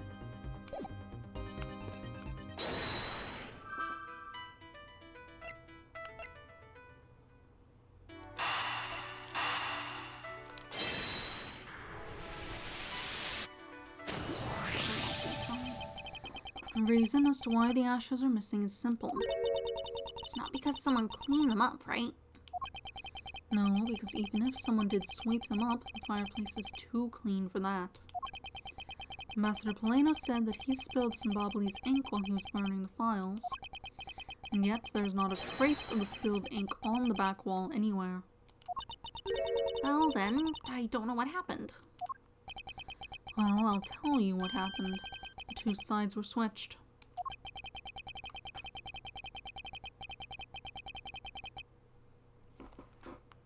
Something's wrong with the background tile. It's, misaligned back there. That's weird. By using the revolving fireplace wall, the ashes were moved into the neighboring room, which means that this is a clear indication that the fireplace was used. Revolving fireplace wall data jotted down. Signs it was used on the bubble this side. And you mean the person I was chasing? Oh, that's like really off. How did that happen? It's just like completely disconnected from where it should be. That's very odd. Shoo. Disappear from this room through here? Through there? Yes, I believe the person you were in pursuit of is Mr. Cochin's killer. and after committing the murder, escaped through the fireplace. Wow, Mr. Edgeworth, you figured out the killer's escape route. We have, but this is only the beginning. Now we have to chase the killer down.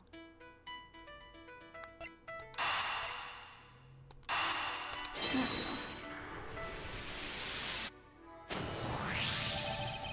we go. If the killer used the fireplace in this room to escape into the next, then it's only logical for us to talk with the person who was in the neighboring room.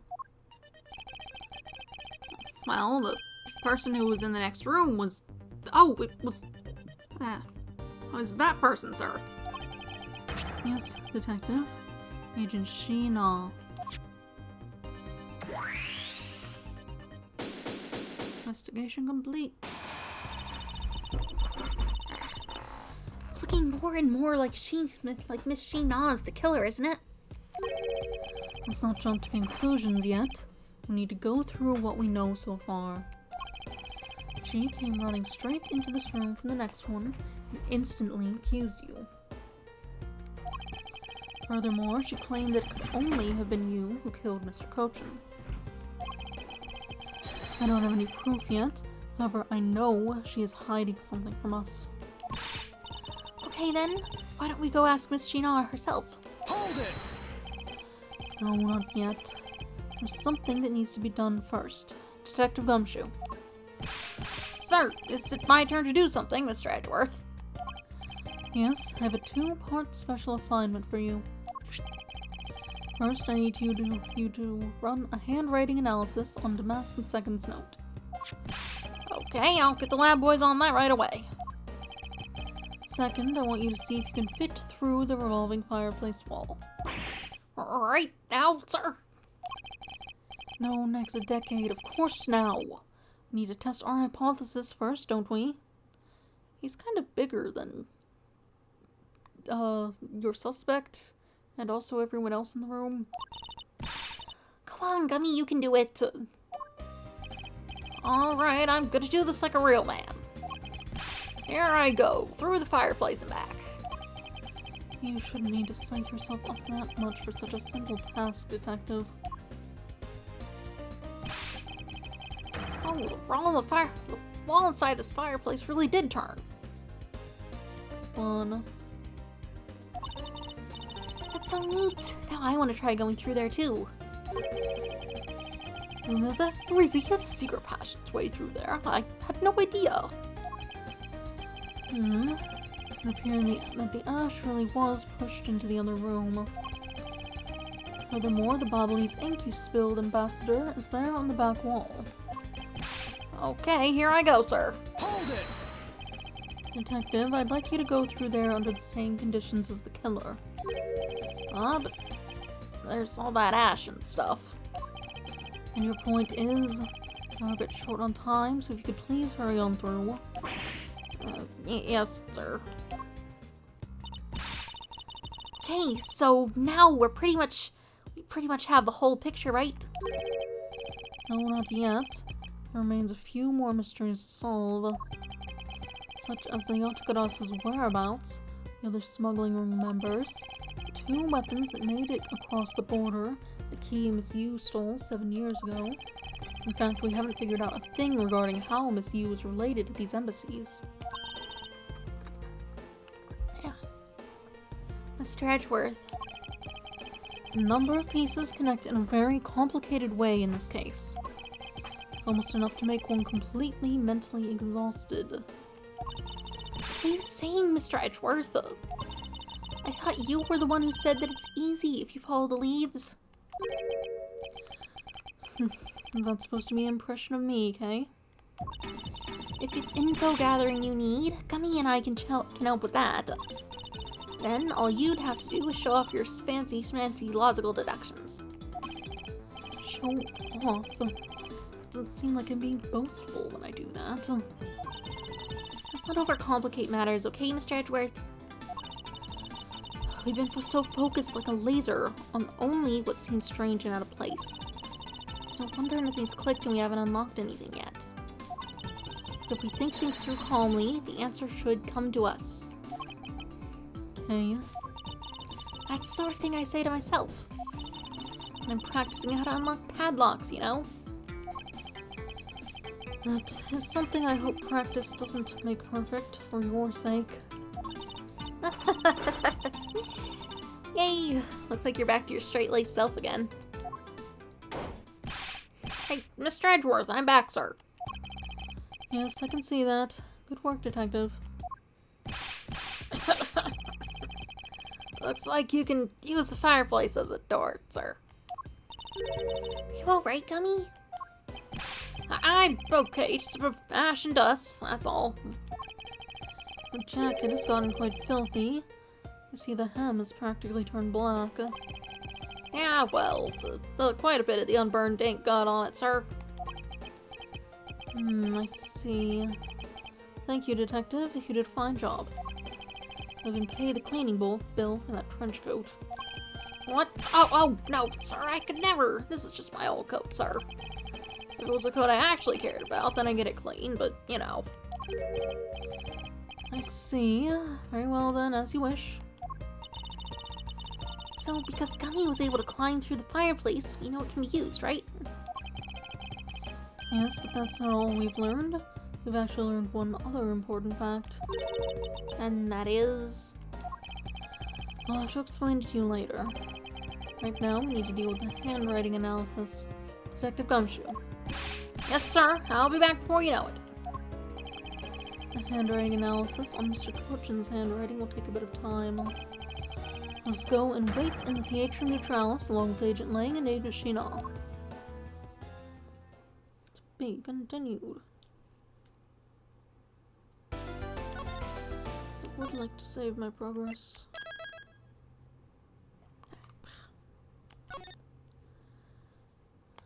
Alright, let's go. March 14th, 11:33 p.m., Theatre Neutralis lobby.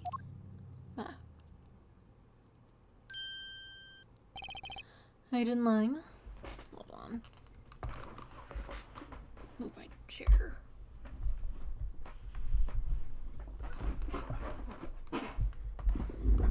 Da-da-da. Da-da-da. Da-da-da. Da-da-da. Da-da-da. Da-da-da. Agent Lang. Fonzie says, little cubs never do they know the real fury the Elder rules. These quotes are definitely becoming increasingly difficult to decipher. And what does that mean? It means that you'll never really know how angry I can get. Mr. Prosecutor, counterfeit bills made with Bobbly's ink.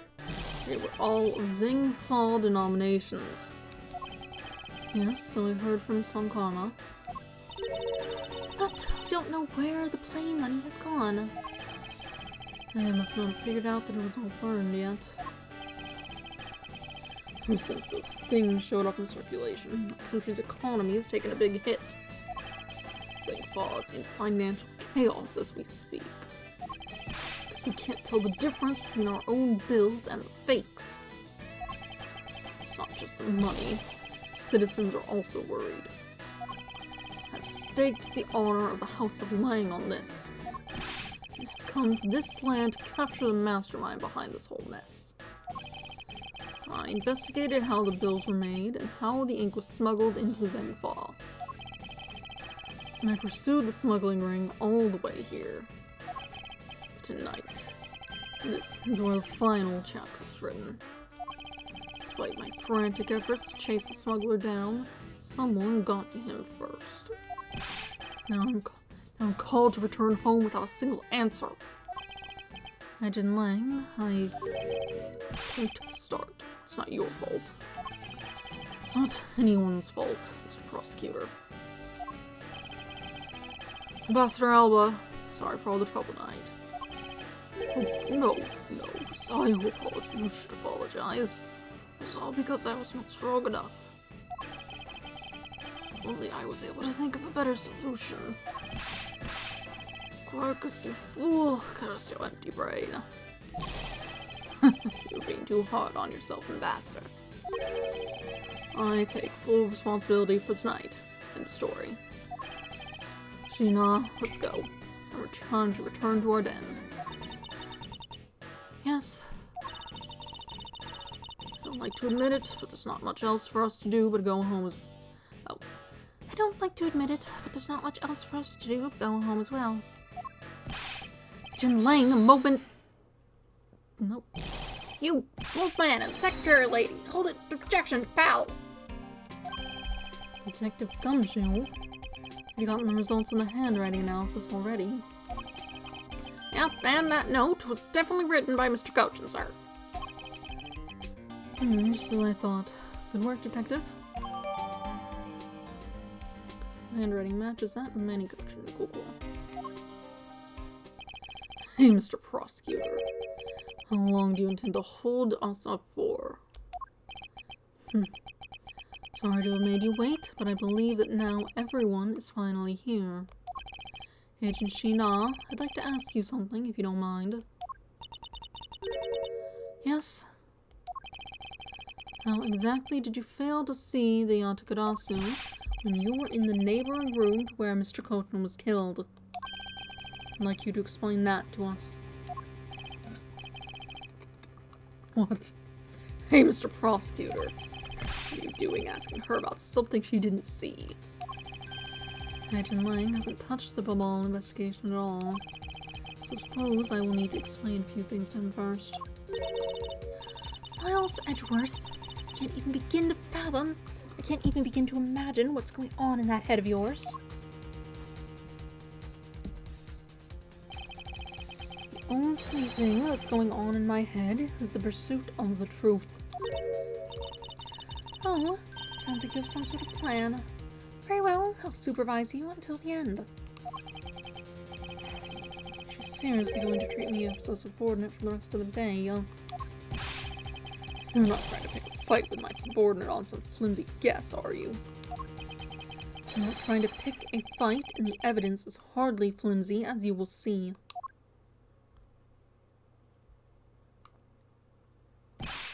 Huh.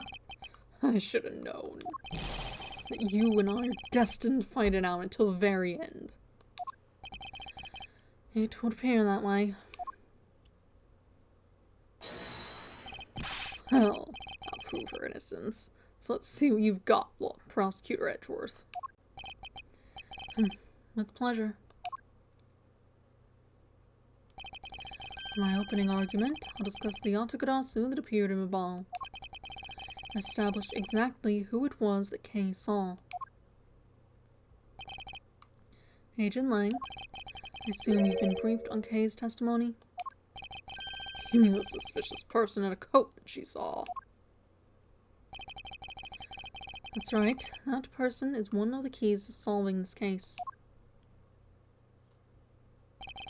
The person who pretended to be the Yatagarasu. Pretended? What do you mean by that? I'll get to that in a second, but first I want to review what Kay's mystery person did. Kay, if you could please explain for us what the person you were chasing did. Okay, you got it. I first spotted the suspicious person near the open-air stage on the Bobbleese side.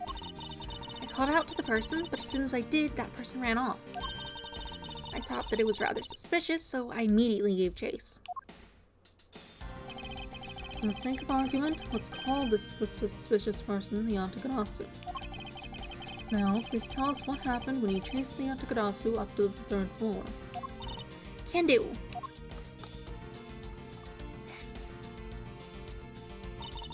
I chased the Yatagarasu all the way up to the 3rd floor of the Bobbleese embassy. It was a pretty straight chase down the hallway until the sudden turn. The Yatagarasu disappeared around the corner, so I did my best to catch up. When I turned the corner, I saw the Yatagarasu run into Mr. Cochin's office. I gave chase and ran into the room. But when I entered the room, it was pitch black. I couldn't see a thing. I felt something on the ground next to my foot, so I turned on the lights. But then...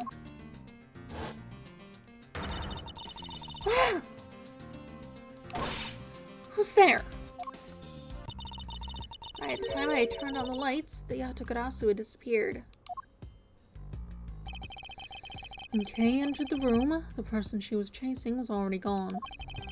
Why do you suppose that was, Agent Lang? What do you mean, why do you suppose? Isn't it obvious? The person slipped out through the door behind the girl under the cover of darkness. Objection! Sorry, but I know for a fact that the person didn't escape through that door. Oh, how do you know that with such certainty? That's easy. If the Yatagarasu had left through that door, they would have run right into this person. Take that! Your answer, Shina. Yes, because let's consider what would have happened if the Yatagarasu had used the door. When Kay screamed upon discovering Mr. Kochin's body, the Yatagarasu would have run right into Agent Shina, who's in the next room over. Agent Shina, would you mind telling us if you saw the suspicious person in question? No, I didn't see anyone. See? Therefore, the Yatagarasu could not have... Just means the creep slipped out before Shina made it out in the hallway.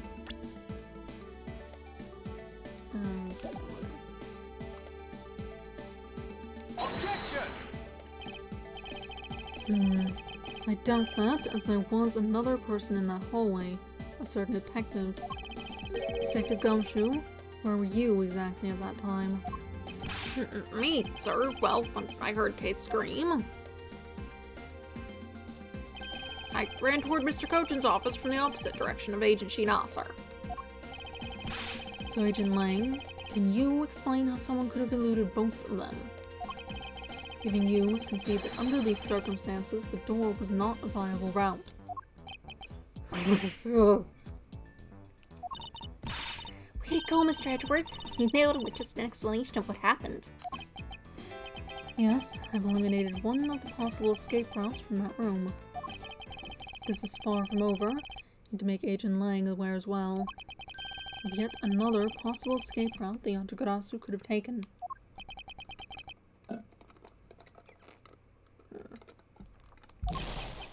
I get it.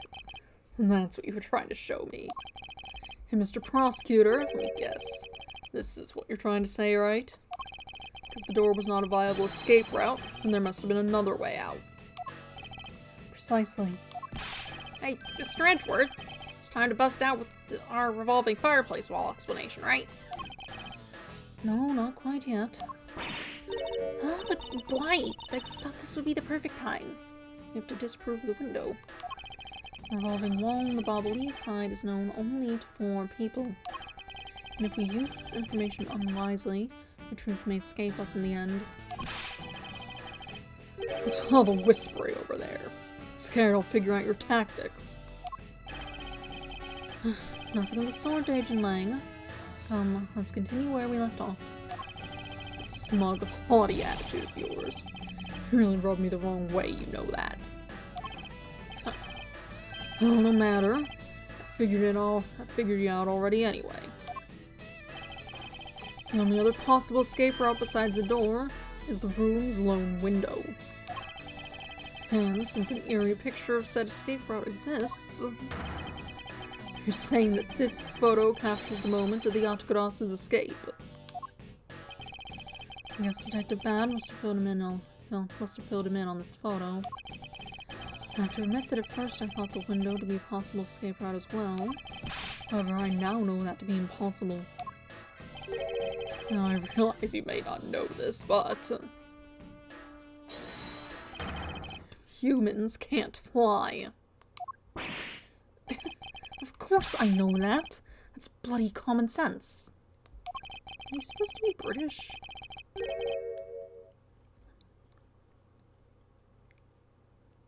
That's not how I've been reading him at all. Besides, I never said I thought that photo to be of the Yatagarasu's escape route. I suppose not. Alright, then explain yourself. The shadow in this photo is not the Yatagarasu that Kay was chasing after. Not so fast! You can say whatever you'd like in whatever language you want. There's only one language I really understand.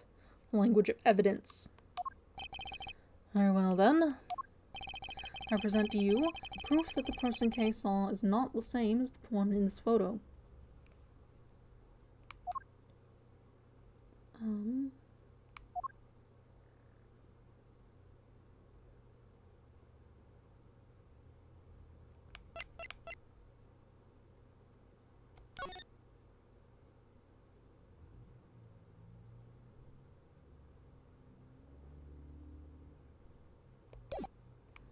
I'll be honest, I'm not sure I sorted out anything about that photo.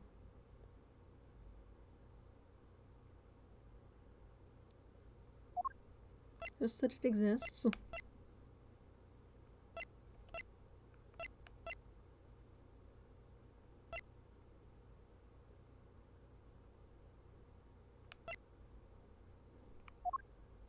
There's some odd pieces of evidence in here.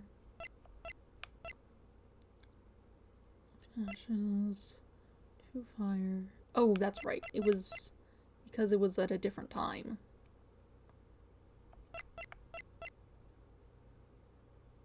Which one would tell that? The photo itself or the fact there were 2 fires? I guess the 2 fires. Take that! Let me explain to you precisely why the shadow in this photo is not the Yatagarasu Kay saw. Kay spotted the Yatagarasu heading for the 3rd floor during the 2nd fire. However, the photo in question was taken just after the 1st fire.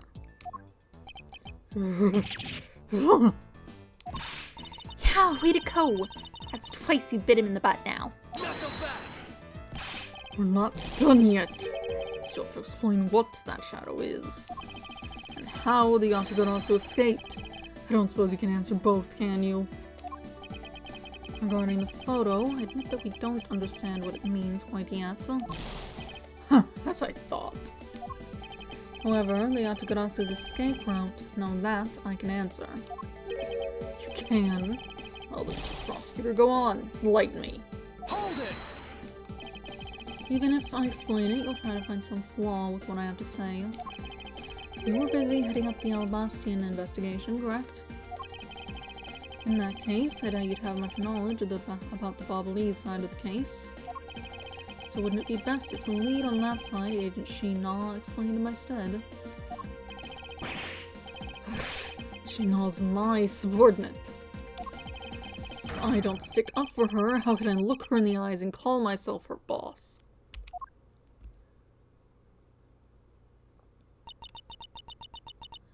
Fine, it's alright. I can take care of him. Shina. You've shielded me a lot as my boss. But it's time for me to prove my worth. Alright. If you're okay with it, then you have my support.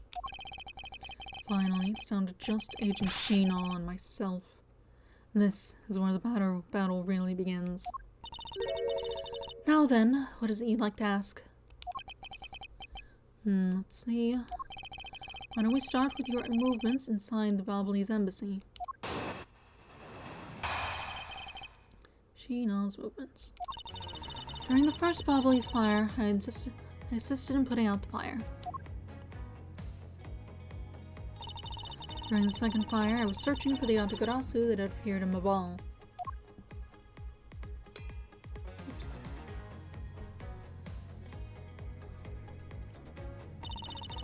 Well, while I was searching, I heard a scream coming from the next room over.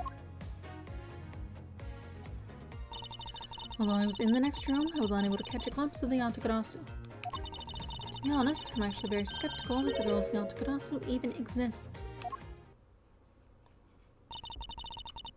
That is all I have to say. I'm not lying when I say I saw the suspicious person run into Mr. Cochin's office. Like I said earlier, I have no intention of retracting my testimony. Good. Just confirm, did you have a partner when you were on your investigation? No, I moved alone. In that case, you have no one to corroborate your alibi. Is that correct? Not so fast.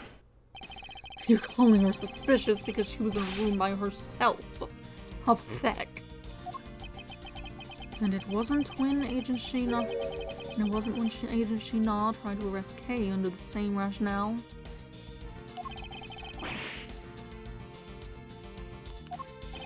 And how about when you accused Larry because he was the weapon's owner? Not that it's unexpected for that useless lump to get into such a situation. Although I suppose it's never a good idea to let mistakes go uncorrected. I'll make no excuse for what I did in that situation. And you should apologize right now for making Kay out to be the killer, pal. I'm sorry. Sheena, apologize. I'm sorry. If it's really okay, I mean, I'm not under suspicion anymore. Right, Mr. Edgeworth? Well, I never doubted you. Not for 1 second. The same goes for me. I believe in Sheena. Then let's put that to the test and see if she really is worthy of your trust. This promises to be interesting. I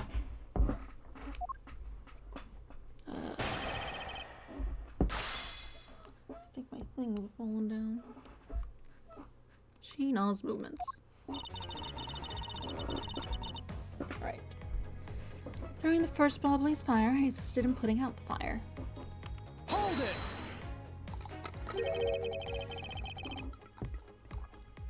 So you helped with the fire extinguishing effort. I was in charge of the police on the Bobbly's side, so I helped them with their work. Police doing the job of firemen really know how to work people. She sure does. That's because she's one awesome woman who knows how to manage. I guess so. She's always bringing you a business card or a scroll at just the right time. Prepare everything before I'm ordered to. That is the definition of a secretary. She seems more capable than Agent Lang, doesn't she? In the very least, she's certainly more capable than you, Detective. Oh, I kinda had a feeling you were going to say that. Sheena's more than just a capable secretary, you know. Sheena, tell him what the other things you're good at. Alright. During the second fire, I was searching for the Atagarasu that had appeared in Mabal. Hold it. By the second fire, you mean the one that consumed the 3rd floor of the ball, correct? Yes, that's when the suspicious person was spotted in Babal. And you were after the same person in the long coat that I was after. There is no proof that the suspicious person was really the Atagarasu, because no one was able to get a good look at the person's face. By the way, how was your team's investigation? In order to extinguish the fire, water was pumped into the 3rd floor via the windows. So the majority of the investigators conducted their searches on other floors. Maybe they did, but there was one person who was wandering around lost on the 3rd floor. When the fire was pretty much out, I moved the investigation to the 3rd floor. And you did that alone? Yes. While I was searching, I heard a scream coming from the next room over. Hold it. So you were in the room next to Mr. Cochin's office.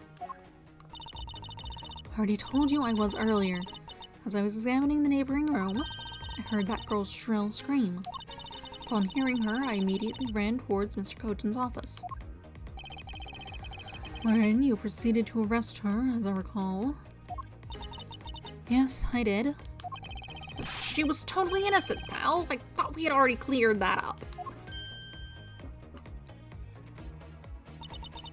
And I thought I had already apologized for my behavior. Now, if the tenacious detective would be so kind as to be quiet. Oh, I have to agree, right now is not the time to take issue with that. not you too, Mr. Edgeworth. What I do take issue with is the fact that you didn't see the Yatagarasu, Agent Sheena. Prosecutors of this country are also strange. While I was in the next room, I was unable to catch a glimpse of the Yatagarasu. Hold it! You were unable to catch even a glimpse despite being in the next room. Is that true? I really hate to repeat myself. I'm sorry for inconveniencing you. However, I simply wish to make sure that you were not misremembering something. We wouldn't want you to be accused of lying later on, would we? Yeah. Hey, Mr. Prosecutor. I'm calling Sheena's testimony a lie. Agent Lang, I'm talking with Agent Sheena right now. So I'd appreciate it if you wouldn't interrupt us with superfluous comments.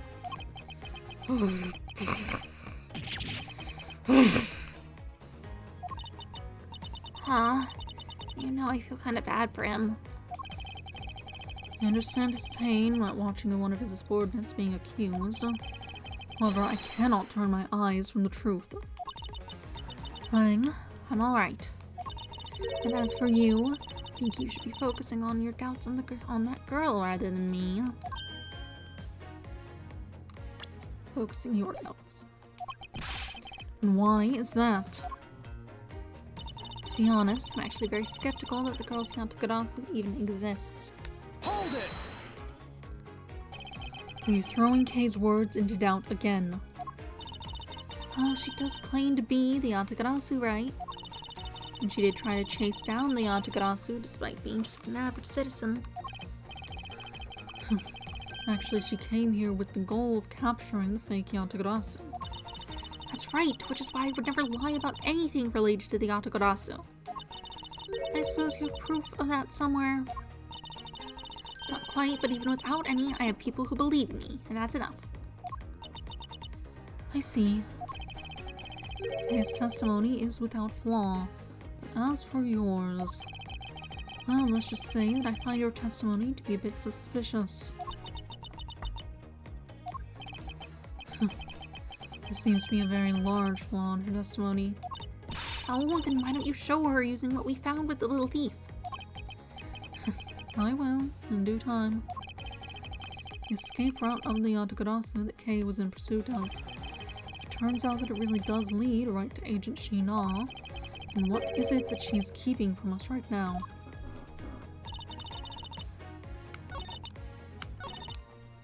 Let's move up to the next room. Suppose now we're like...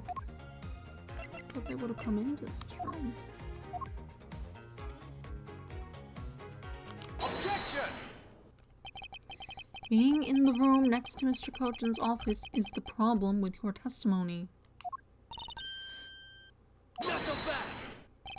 Mr. Prosecutor, I don't see what problem you're talking about at all. Agent Lang, do you recall the secret we discovered about the Alabastian office's fireplace? Huh?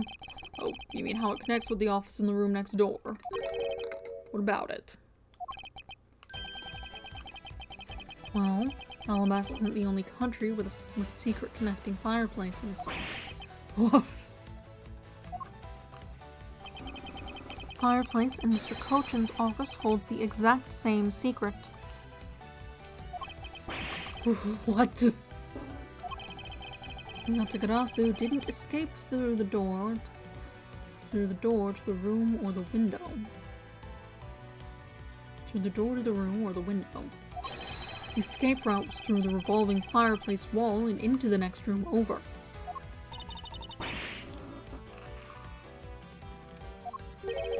Now, do you see? If the Yatagarasu had escaped into the next room, then the thief would have run straight into Agent Sheena. Meaning that it's impossible for her to have missed the Yatagarasu. Oh, yeah. What is the meaning of this, Miles? Well, would you care to explain, Agent Sheena, how you managed to completely miss the fleeing Yatagarasu, or shall I?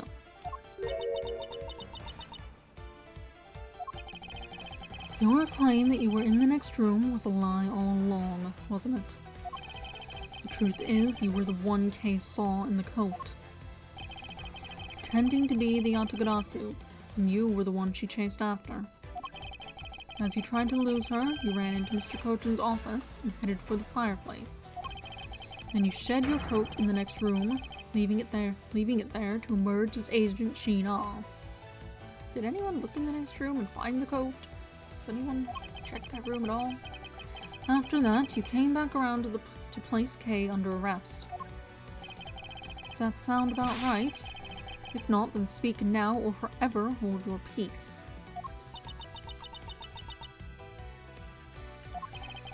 How dare you make Kay look like the bad guy when you're the suspicious one, pal?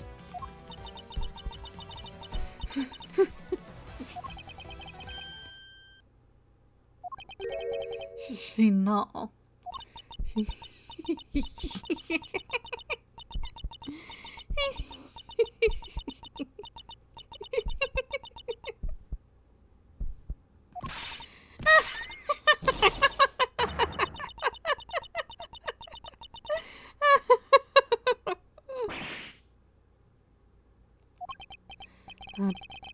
That laugh.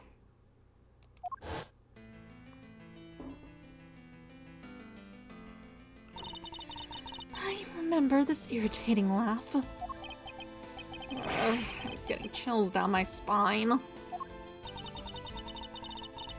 It can't be, but it has to be. Sheena, what's wrong with you? I'm sorry. It's just so funny that I couldn't help but laugh. Funny, you say? Yes, that you accuse me of being the Yatagarasu. The prosecutors of this country really are so very strange. Do you think you can get away with this by simply laughing it off? You think I'm taking things too lightly? I think not. It's that prosecutor who is. Look, everything you said earlier is nothing more than speculation. Nothing more than mere speculation. The Yatagarasu fled through the fireplace. Do you have any proof to back up your claim? If you don't, then you haven't proven a thing regarding the Yatagarasu's escape route. The tone of voice you're talking with me now has certainly changed. That's because it's been a while since I've had this much fun. I think I'll let loose, and then we can have a real battle of wits. An agent of Interpol to show me the true power of her mind is a great honor. Don't underestimate me. Back! Not that's determined to land on my face. It's left somewhere. That might be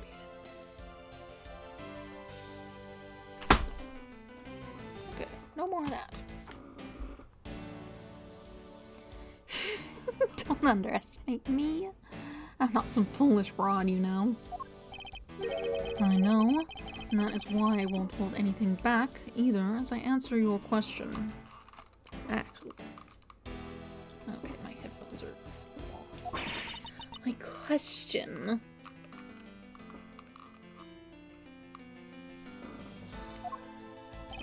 Here is your proof that the revolving fireplace... No, the revolving fireplace wall in Babal was used recently. Was the stuff that was burnt? Yeah. Take that! Sorry, but is that really your honest answer to my question? Yes. According to Ambassador Palaio's testimony, he said that he was burning some documents in the fireplace with Mr. Kochin. How? The ashes of what they burned were left in the fireplace, so they should have been there. However, when we went to investigate the room, the ashes weren't there. Why is that a problem? Maybe someone cleaned them up? Objection! Unfortunately for you, Ambassador Palaio said that he forgot to. And so the question remains, why were the ashes missing? The answer is simple. When the Yatagarasu went through the fireplace wall, The ashes were pushed into the next room by the wall as well. The movement of the ashes that were in Mr. Cochin's office is my proof.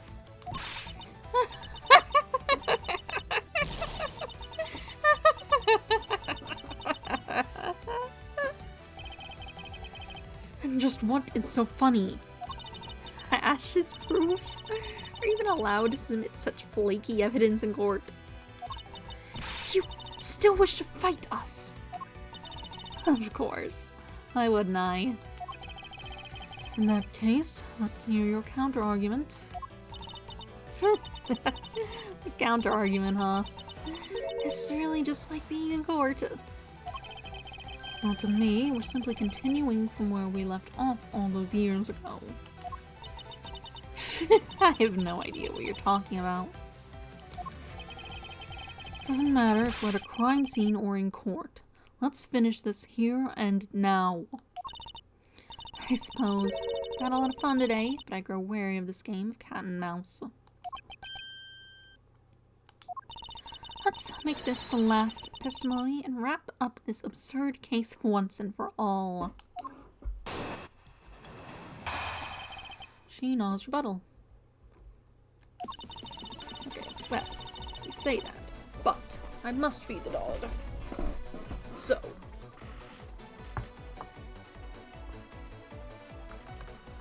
I will be right back. I will feed the dog. And also the cats. I haven't done that. Where's my slipper? It's all the way back there. Don't look in the box.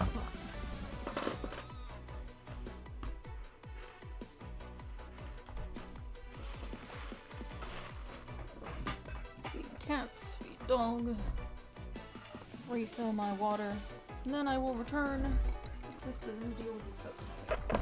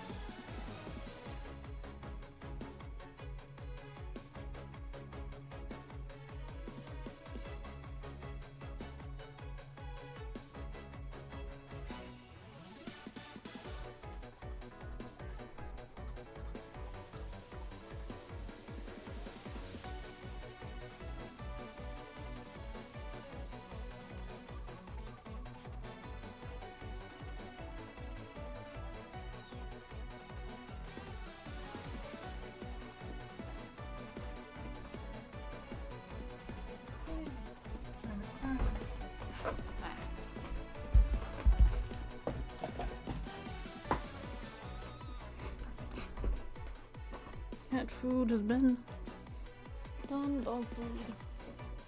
Creatures have been fed.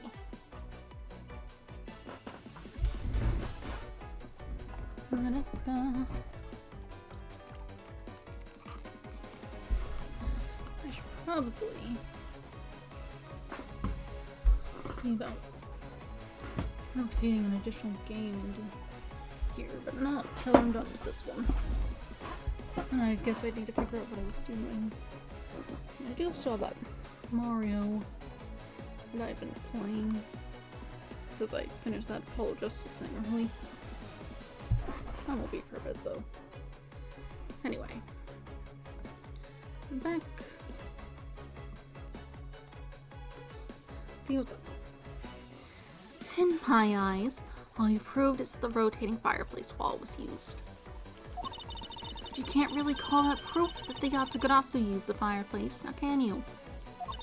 So then, who was it that used the rotating wall? Show me your answer with real evidence. Remember, we've already finished our very thorough investigation, and we found not a single suspicious thing in Mr. Cochin's office.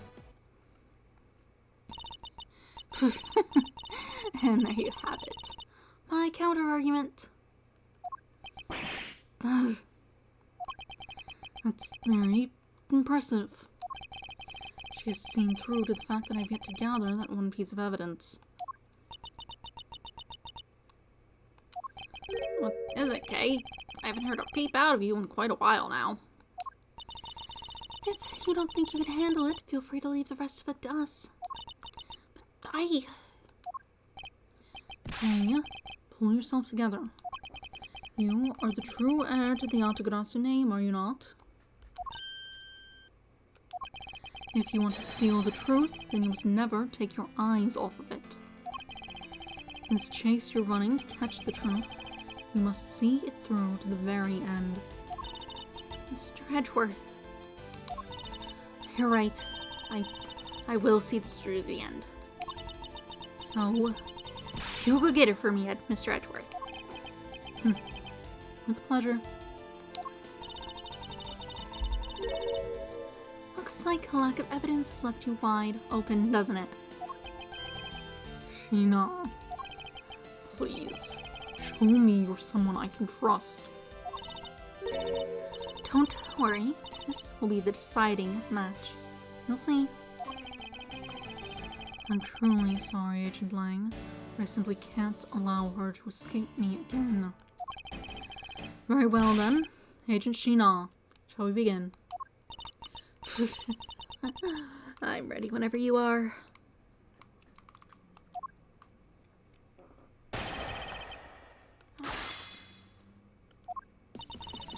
My proofs rotate parts. Hold it! Sounds to me like you're saying my explanation is not good enough. I was able to go through the revolving door myself. So that should be proof enough even for you, pal. Looks like you don't quite understand. But by your looks, I can guess that you're not all that learned. Ouch! Talk about rude. You should watch what you say, pal. Sadly, I can't say I disagree with her on that one. But you know what I mean, right? You may have proven the fireplace was used. But you can't really call that proof that the Yatagarasu used the fireplace, now can you? Hold it! So you want proof that the Yatagarasu was the one who used the fireplace? That's right. Well, do you have any? Can you prove that it wasn't the Yatagarasu who used the fireplace? I don't need to prove anything to you. Oh, objection! Hold it! Hey, if you could please not steal my line. Sorry, but I just couldn't hold it in anymore. Well, don't fret and leave her to me. All you have to do is sit back and watch. You may see perhaps some wiggle room, but without any evidence, it's meaningless. So then, who was it that used the rotating wall? Show me your answer with real evidence. Hold it! It's possible that the Yatagarasu left fingerprints inside the fireplace. Sorry, but I had the forensics team check that already. All they found were prints belonging to Ambassador Polano and Mr. Cochin. Curses. Should have known better than to think that the Yatagarasu would have been so careless. There must be some sort of evidence that we still have yet to find. I take it you have no further objections. Remember, we've already finished our very thorough investigation. Hold it! So Interpol has finished examining the entire Bobbly's embassy.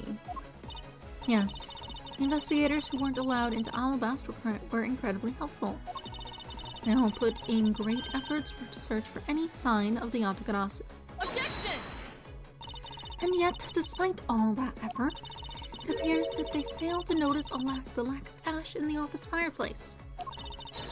Furthermore, you were the one who inspected the room next to Mr. Cochin's, correct? I didn't notice the ash there in the fireplace in that room, and for that I am sorry. You don't need to apologize, Sheena. As your boss, your mistakes are my mistakes. So allow me to apologize for you.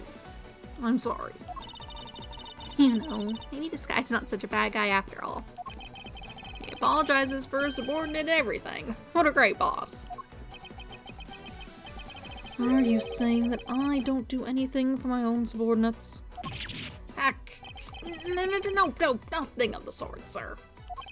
You're someone I really respect, sir, even if you are a bit too strict sometimes. That is only a problem on your end. Wow, we'd be super hard on him in response. Am I really too strict on everyone? Anyway, Sheena, you didn't find anything in Mr. Cochin's office, right? That's right, we finished our investigation. And we found not a single suspicious thing in Mr. Cochin's office. Hold it! So you really didn't find anything? Yes, as I said, not one suspicious thing. Although, as you already know, we did find the Yatagarasu's key and the document detailing the smuggling operation. We still haven't found the blade that belonged to the Bobbly's knife handle yet. See? My subordinates worked hard to investigate everything. There was nothing else to find, alright? Wow, Agent Lang really sticks up for his people.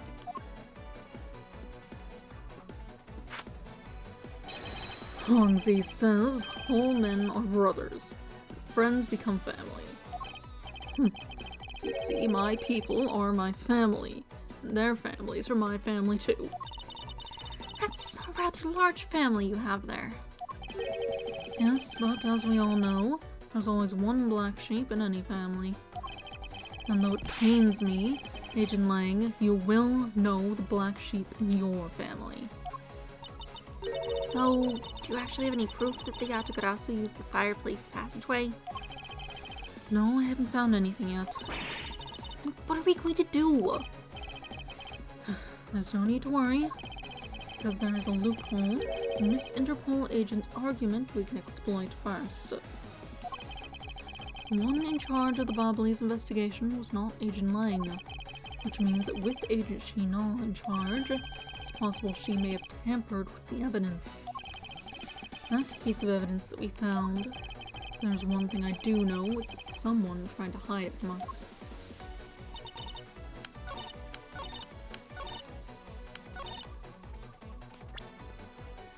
Who tried to hide? Not that.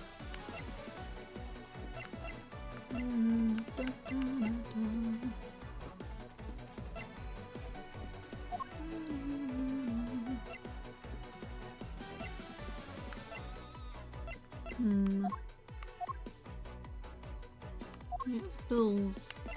Could be that.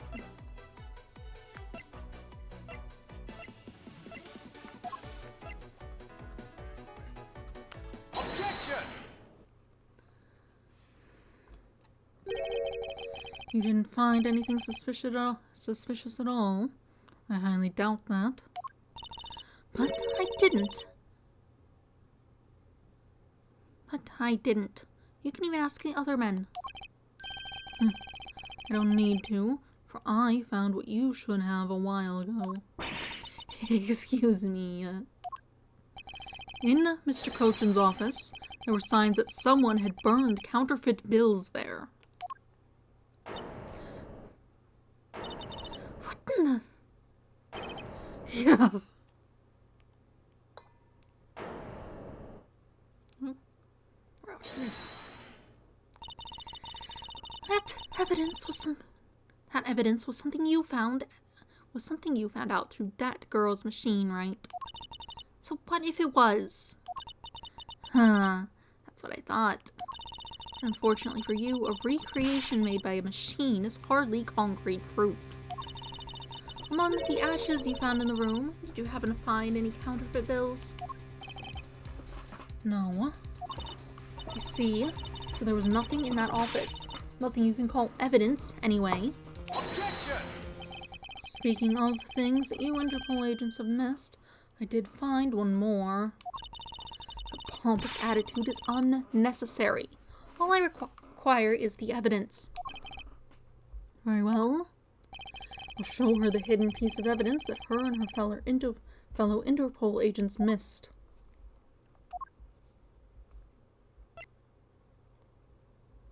Take that! I'd like for you to take a look at this length of wire. And what exactly is this supposed to mean? Length of wire. So what about it? I'll tell you what. We found this in the Bobbly's embassy not long ago. What? And we found it wound up inside the grandfather clock in Mr. Cochin's office. You found that at the scene of Mr. Cochin's murder.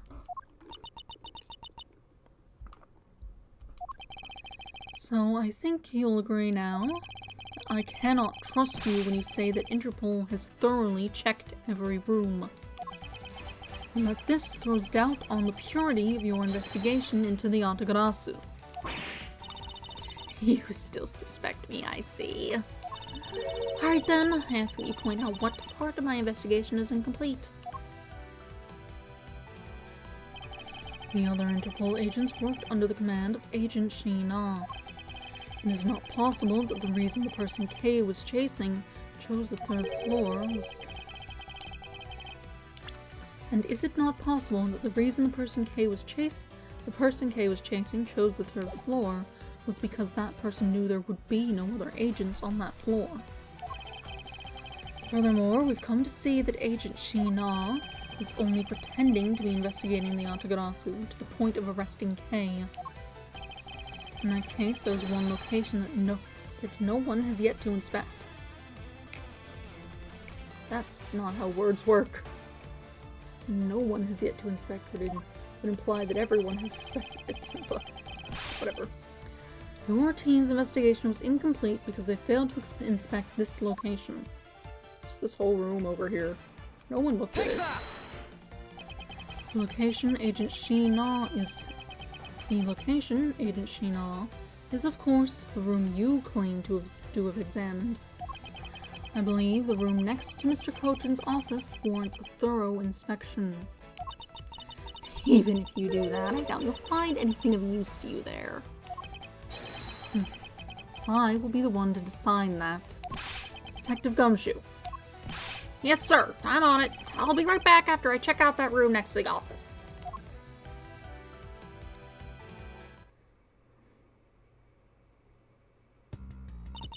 Hey, Mr. Edgeworth. Do you really think that Miss Sheena is the Yatagarasu? Yes, if my logic is sound, I believe she is. And I'm not going to let her get away with ruining the name of the Yatagarasu. Or, killing your father. She did that also. But can you prove that she is the Yatagarasu?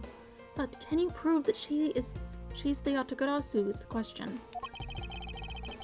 If Detective Gumshoe can find what I'm hoping he will find, then I should be able to. Just what are you hoping he'll find? Let's just say this. I had Detective Gumshoe do a little experiment for me earlier. An experiment?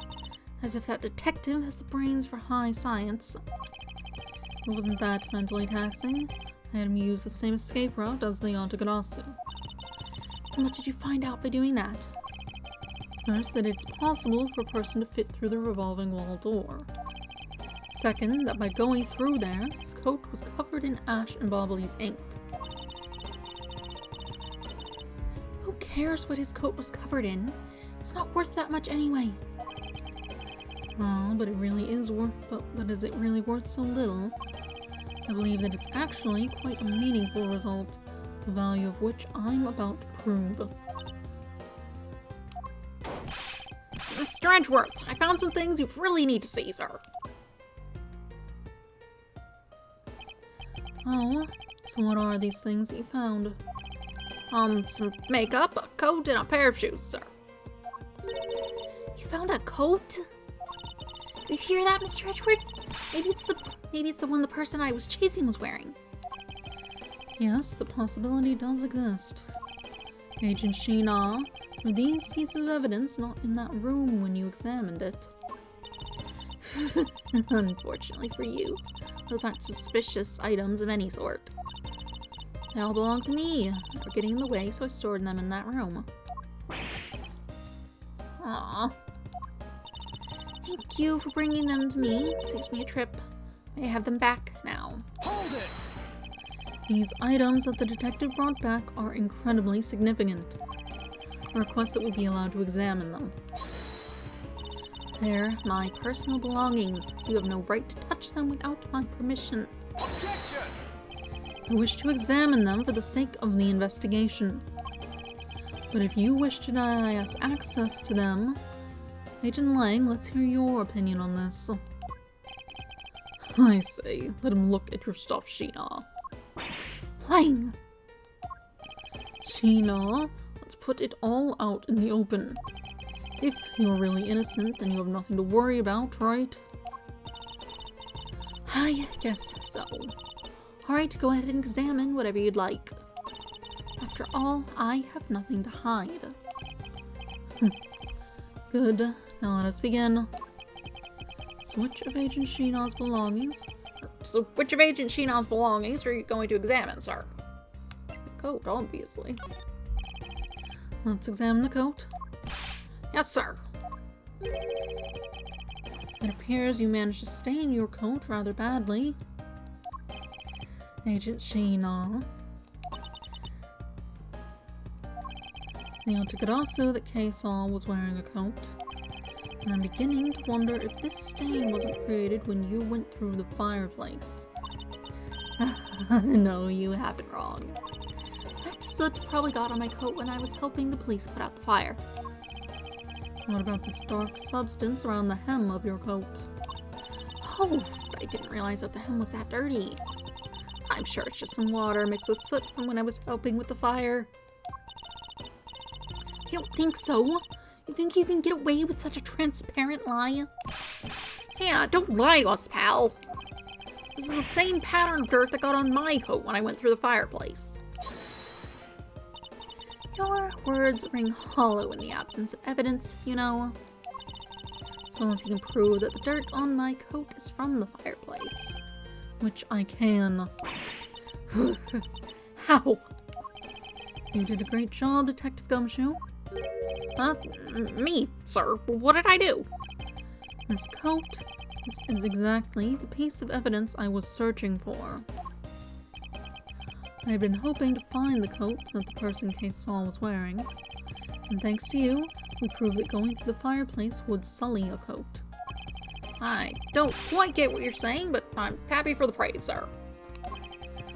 All that remains is for us to show what the dark substance on the coat hem is. Oh, and you think you can do that? Of course I can. This is the dark substance that sullied the hem of his coat. Take that! Bobbly's ink. Yes, this is what will prove that the coat went through that fireplace. According to Ambassador Plano, he burned some files in the fireplace this morning. He told us about that already. Don't you really see the point in mentioning again? My point is that he spilled some ink onto the back wall of the fireplace at that time. How did he manage to do that? Why did he have that over there?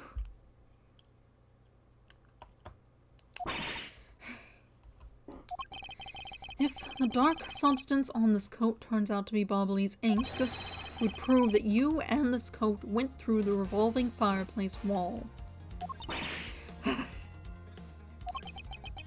Sorry to have clipped one of your wings, Yatagarasu. We're not finished yet. You have no way of proving whether or not this is Bobbly's ink on the coat hem. Oh, but I do. And I intend to show that this is ink in a few seconds. How? How, you ask? Since you don't seem to know, allow me to show you. This is how I will prove that the dark substance on the coat is Bobbly's ink. I'm going to burn your coat. You can find out whether that is Bobbly's ink or not by lighting it on fire. That's how you're going to prove that it's Bobbly's ink. Yes, if you could please cut a section of the dark stained area for me, I'd appreciate it. Because I will show you here and now what that dark substance is. Sheena, sorry to do this, but I'm going to have to cut off a bit of your coat. Go ahead, I wasn't planning to wear it anymore anyway. Now then, if someone could loan me a lighter or something. Oh, I've got some matches. I always carry them with me so I can light smoke bombs. And if I could please have 1K, we can get this experiment underway.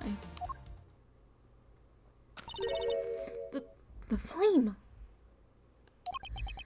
It's the same color as the flames of wit crystal oil produces. Which means Bobbly's ink is a product of wit crystal oil. And when lit, the ink produces a green flame.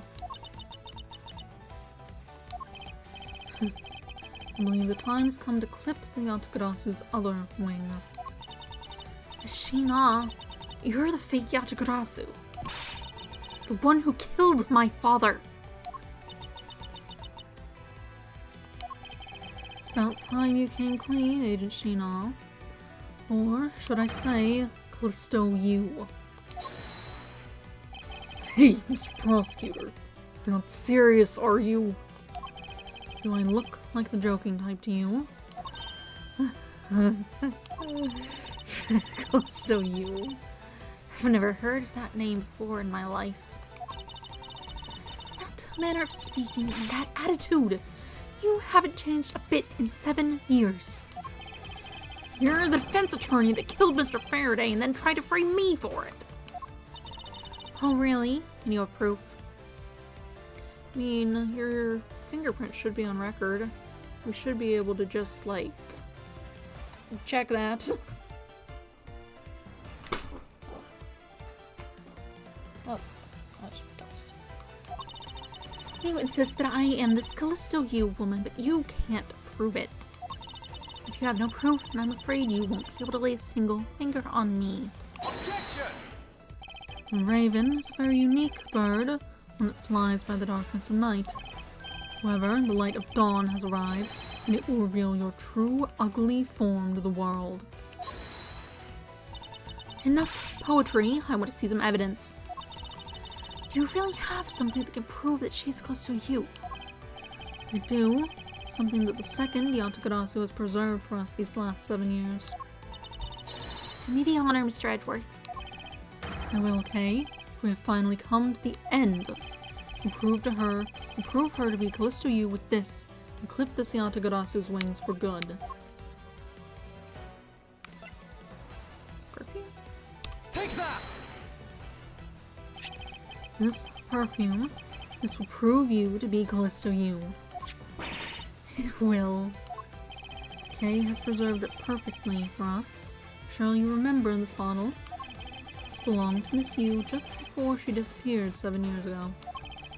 Naturally, this means a few of her fingerprints are on here as well. This is that bottle of perfume you spilled, which I've preserved ever since. I heard it from my father, Byron Faraday, that if stored under the right conditions, fingerprint can be preserved for decades. which means that your fingerprints are still on here.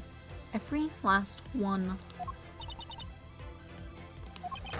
We can clear everything up if we were to compare the prints on this to your own. Now come, Agent Sheena.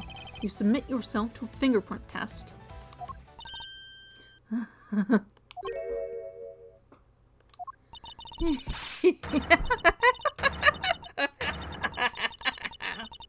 Ooh, look at those teeth.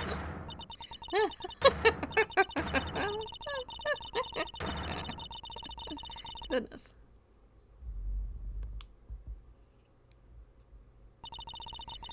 It looks like you've seen right through me yet again. You're sending the biggest chill down my spine, Edgeworth. Callisto, you. So you've shown your true face at last.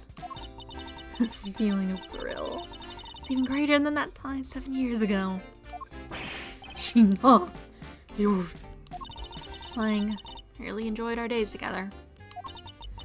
You're an insanely strong, nice, kind-hearted idiot of a man. So you're a spy all along. Mole sent by the smuggling ring I've been chasing after. Someone who has been feeding them intel on Interpol all this time. Very good. Maybe you're not as big of an idiot as I thought. Callisto, you, the woman who killed my father 7 years ago. You're her, aren't you? The fake Yatagarasu. That's right. Callisto, you. It's just one of my many names. Even that is just a facade. Good evening, ladies and gentlemen. I am the great thief Yatagarasu. Callisto, you. This time you won't escape, for this is the end of the road for you. Now come along quietly. You know, you're the one who left the strongest impression on me, Kate Faraday. Had you not used the Yatagarasu's gadgets, I might never have known who you were. Here you are, being a thorn in my side, just like your father always was. Kate, don't. I'll never forgive you for what you did to my father. You really are just like him. Mr. Faraday, too, possessed such laughable honesty. Kay! Ah! You let Koya and Kay go right now, pal! You despicable! Let go of me, filthy dad! You think I'm a fake, don't you? Well, unfortunately for you, I am the real Yatagarasu.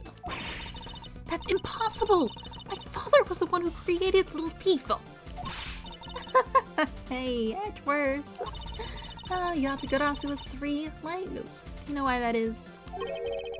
Why, it has 3 legs. There are 3 main reasons why the Yatagarasu will always be one step ahead.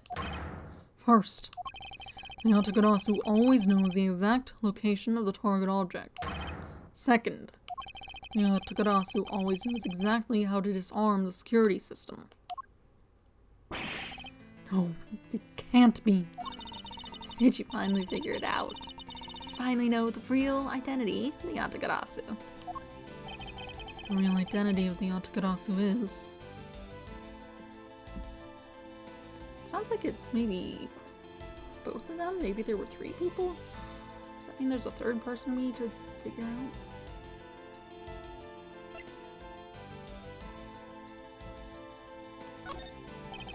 The real identity of the Yatagarasu is neither Byron Faraday nor Callisto Yu. By the same token, they are also both the real Yatagarasu. How very perceptive of you. No way! A single person known as the Great Thief Yatagarasu never existed. Mr. Edgeworth! No, I refuse to believe this! The Yatagarasu is known to have 3 special skills. Skill number 1, the Yatagarasu always knows the exact location of the target object. And a lawyer would have the opportunity to learn of the layout of client corporations. Skill number 2. The Yatagarasu always knows exactly how to disarm the security system. And a good prosecutor would be well versed in the ways of a criminal. And skill number 3. The Yatagarasu doesn't leave a single shred of evidence behind. Ever.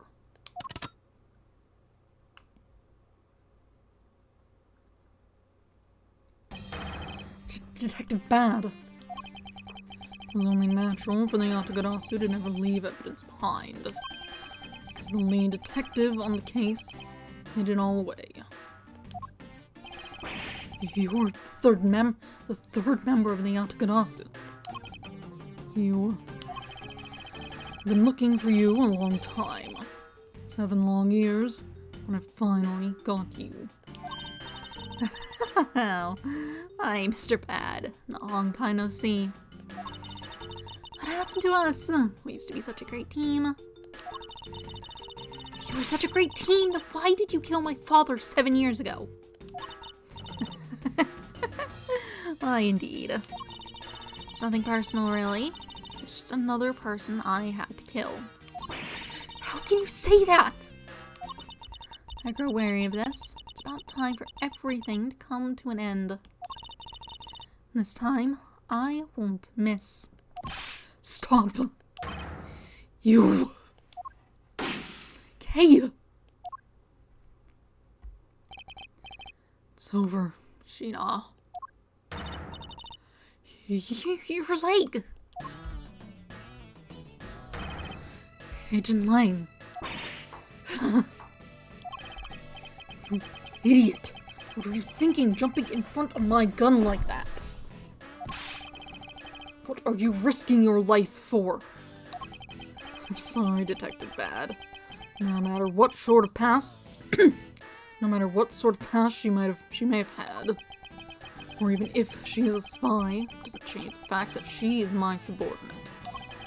As long as she is, I can't allow any harm to come to her. Not even from you. You really are an idiot. You know that. Huh, that's fine with me. You should know by now, this is just how I am. Hey sis. Yes? I want you to conduct a full body search. Sheena might have another weapon on her. Alright. Detective Gumshoe, your assistance, please. Sir! Hey, I found something. What is this, sir? It looks like the blade of a knife, but it doesn't have a handle. This is a great find, Detective. Well, it is, sir. Let's try pairing up the blade with this handle. Take that! I believe this blade actually belongs with the handle that was on the murder weapon. Hey, they fit together perfectly. This blade must have been taken from the crime scene when the knife handles were switched. I'm going to go return this Babbly's knife now. Alright, I trust that you'll make sure that it is returned to Ambassador Plano. Babbly's knife handle given to Detective Gumshoe. I believe this makes it perfectly clear who did it, Callisto you. For the only time the handles could have been switched is just after Mr. Cochin's murder. Why the switching in the handles in the first place? Not sure I understand that. Which means that you must be Mr. Cochin's killer. You killed Mr. Cochin with the Alabastian knife. Switched the handles and then took the original blade, the Babbly's knife, with you. Later, you allowed yourself to be spotted by Kay near the open-air stage. You used the fireplace to lose her, and then you went back to accuse her of the murder. Does that about sum it up? Objection! You craft an engaging tale, Edgeworth. But there are 2 problems with it. Problems? In what respect? What do you think my real reason was in allowing her to chase after me?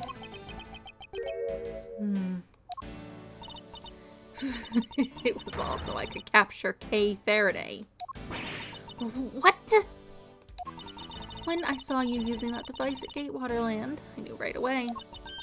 You were Byron Faraday's daughter. I became curious, so I researched a little into your background. That's how I found out that you were on the trail of the Yatagarasu. So that's why you tried to pin Mr. Kochin's murder on me? Yes, I knew you would show up at this embassy tonight. So I thought to use you. Pinning the murder on you wasn't my only goal. You had another. Yes.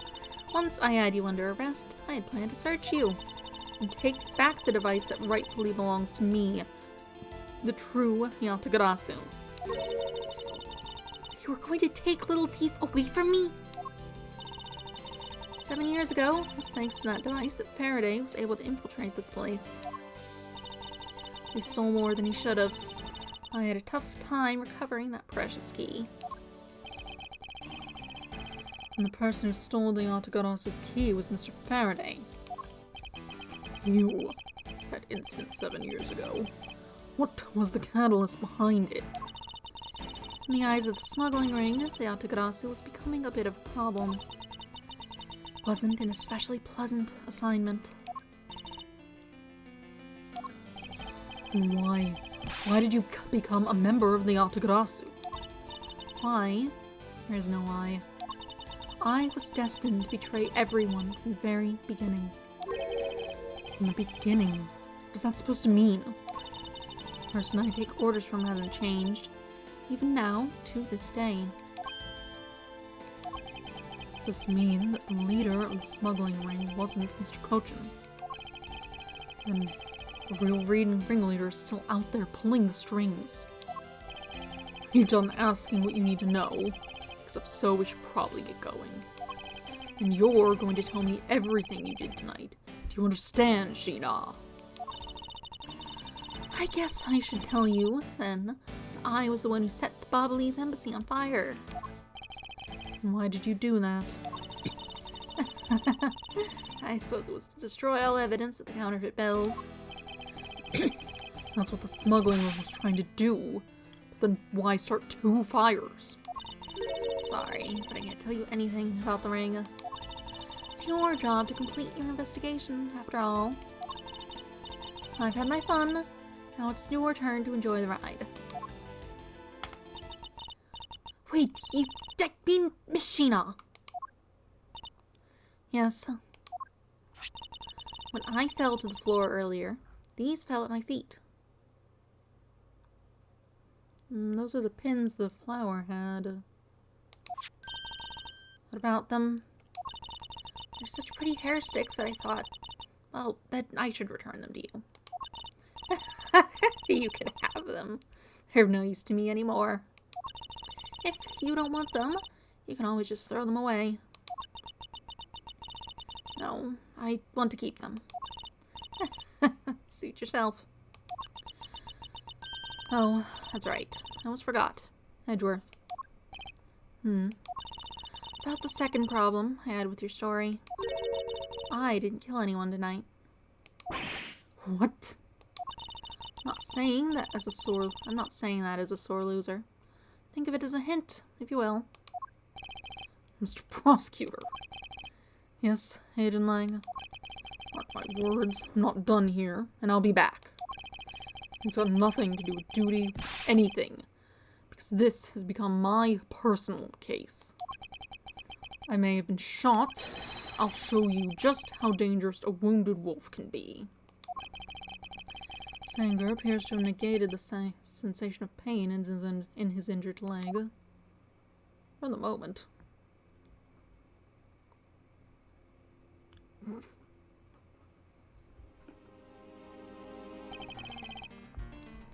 It's finally over, Kay. I feel like I've peered into her heart a little, you know? It's so cold and dark and incredibly lonely. The person who was giving her all these commands. The one who thought my father was a problem to be removed. That person is the real ringleader behind the smuggling ring. Mr. Edgeworth, I have a favor to ask. Can you hold on to these hair sticks for me? They're really pretty, just like the ones they were selling for the Jam and Ninja show. But until this case is over, I don't think I can look at them without being overcome. I understand. I'll take good care of them for you. There's a bit of soil stuck on the ends of these sticks. Hair sticks data jotted down. Candy stripe pattern on them. There's some dirt on the tips. Oh, I guess it's that time already, huh?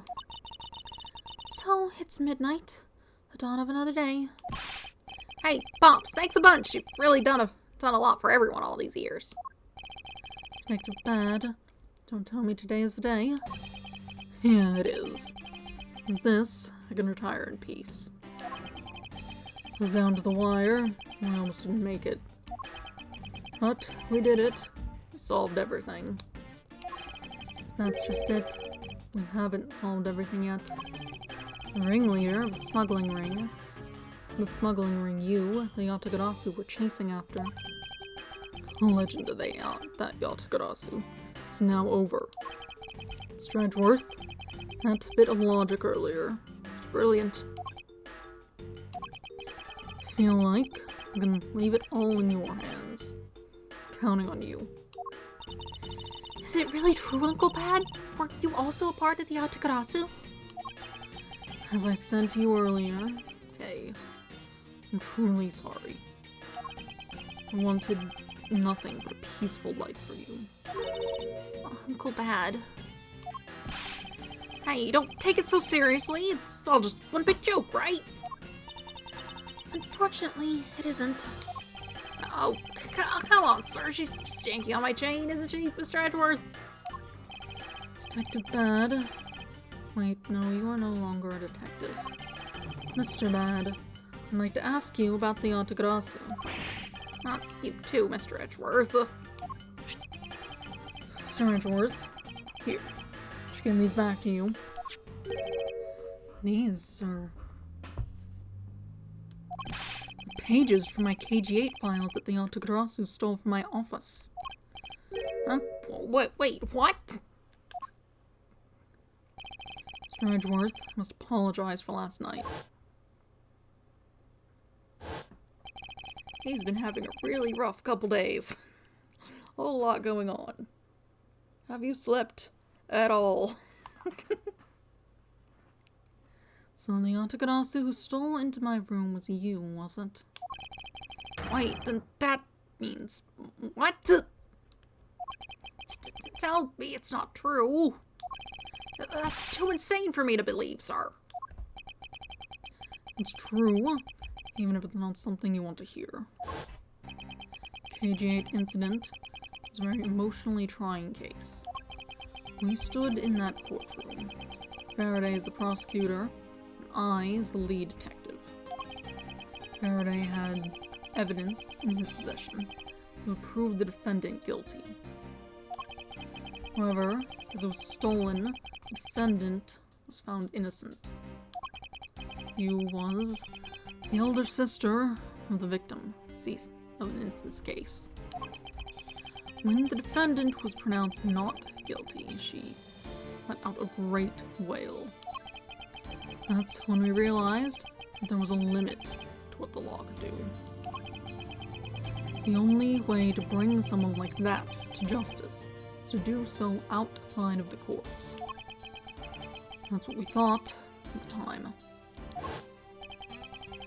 That's how we formed the Yatagarasu, and vowed to bring to light any dirty dealings companies had with the ring, including companies that dealt with the Amano group.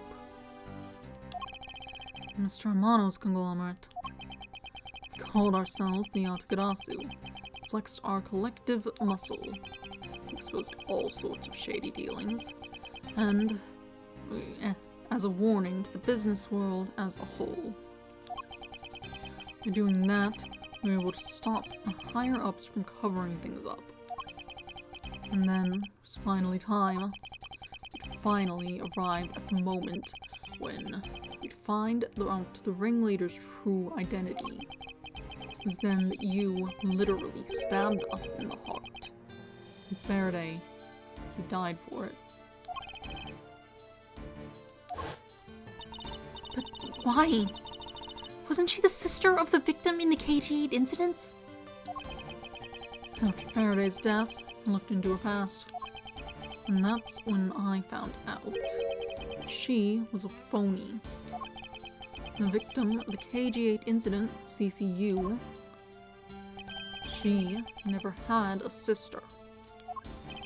What that means? Na wasn't the only fake name she used. Callisto U was also another pseudonym. In the very beginning, that one was a spy sent by the smuggling ring.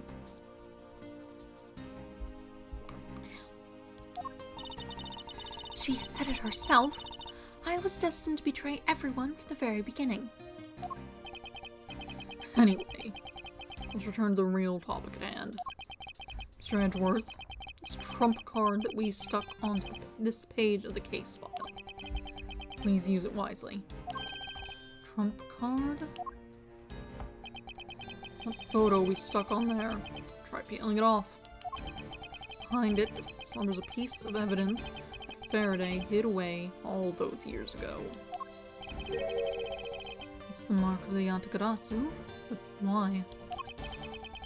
This is a directives card from the big boss. Take a look at the back.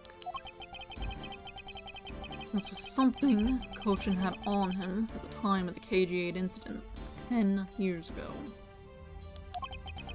That blood was from the victim of the incident, the CCU. But why is the card adorned with the mark of the Yatagarasu? The reason why we called ourselves the Yatagarasu is because of the three-legged raven mark that was the smuggling ring's boss used. Apparently, orders from the boss would come on these cards without fail. The person who received the order was supposed to burn it immediately after reading it.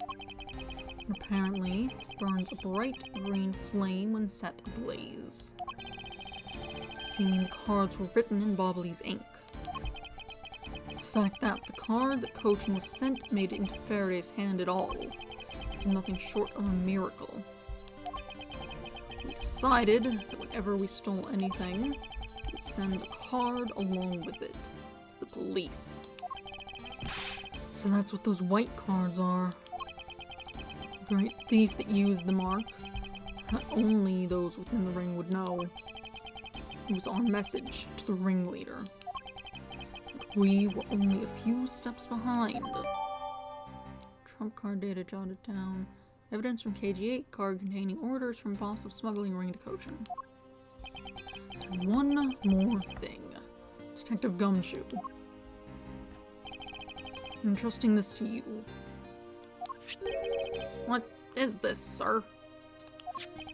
This is what I was talking about earlier. During the KG8 incident trial, Faraday had this in his possession. This important, definitive piece of evidence. When I thought it was stolen, how do you have it?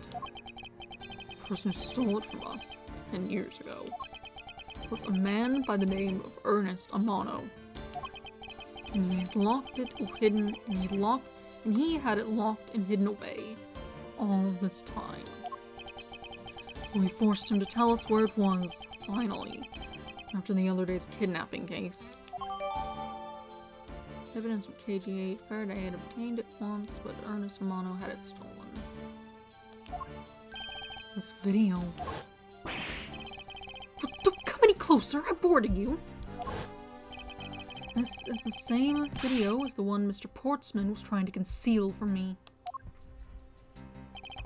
Yeah, it seemed that even he was caught up in the ring's web.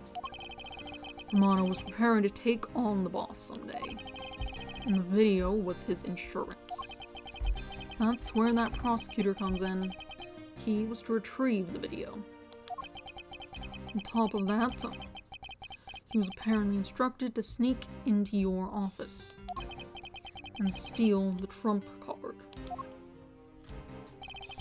You saw for yourself, right? Card that told him to preserve the evidence.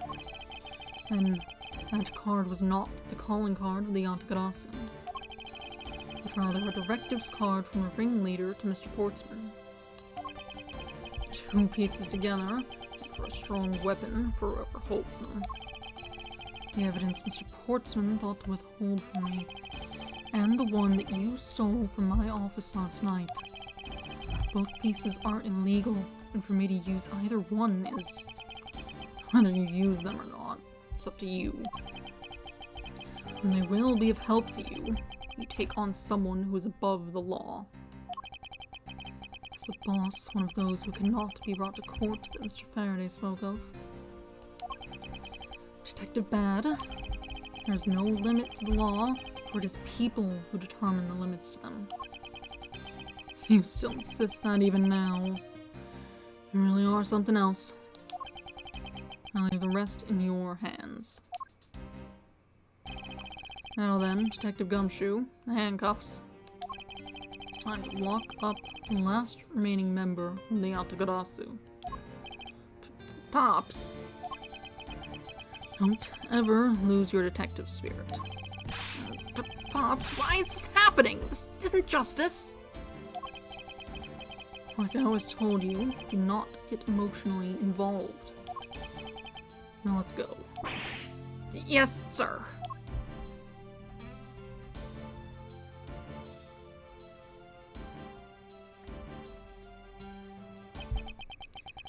Is this really the end of a legend? Be continued.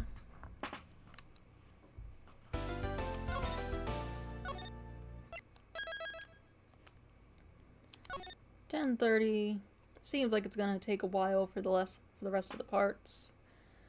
Probably a good time to stop. And maybe, depending on how long it takes, we might be able to finish this up on Friday. No, we're not doing that right now. We're not doing this. We're leaving. Don't save. We just saved. It's fine. Anyway. Right.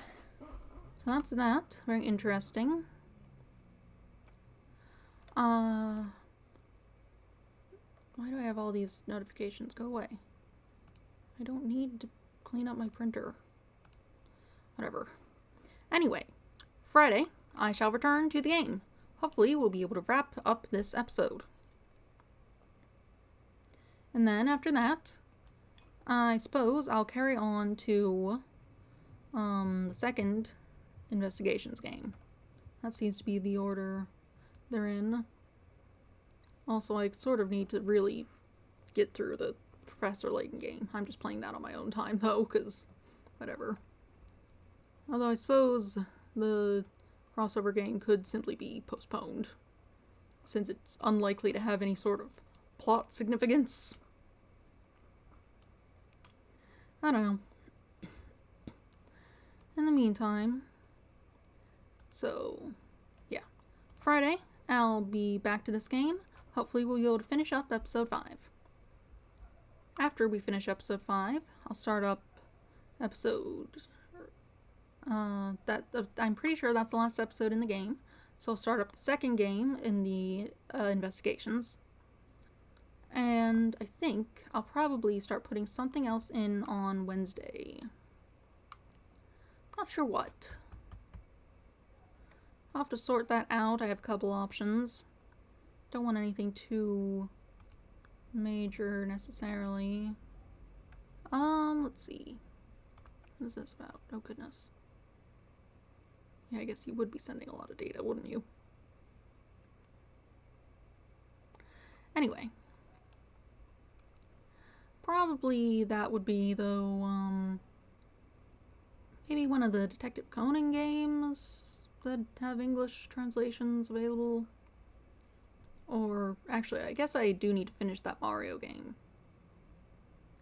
I did one stream of it, and then didn't continue because I haven't had a particular opportunity. So I'll probably do that, actually. Yeah. But Friday, we'll be returning to Ace Attorney. hopefully finishing up this case, and that should be the game. Then we'll start up the next game, and then carry on. Yes. Anything else I need to cover? I don't think so. Alright. Have a nice day. Goodbye.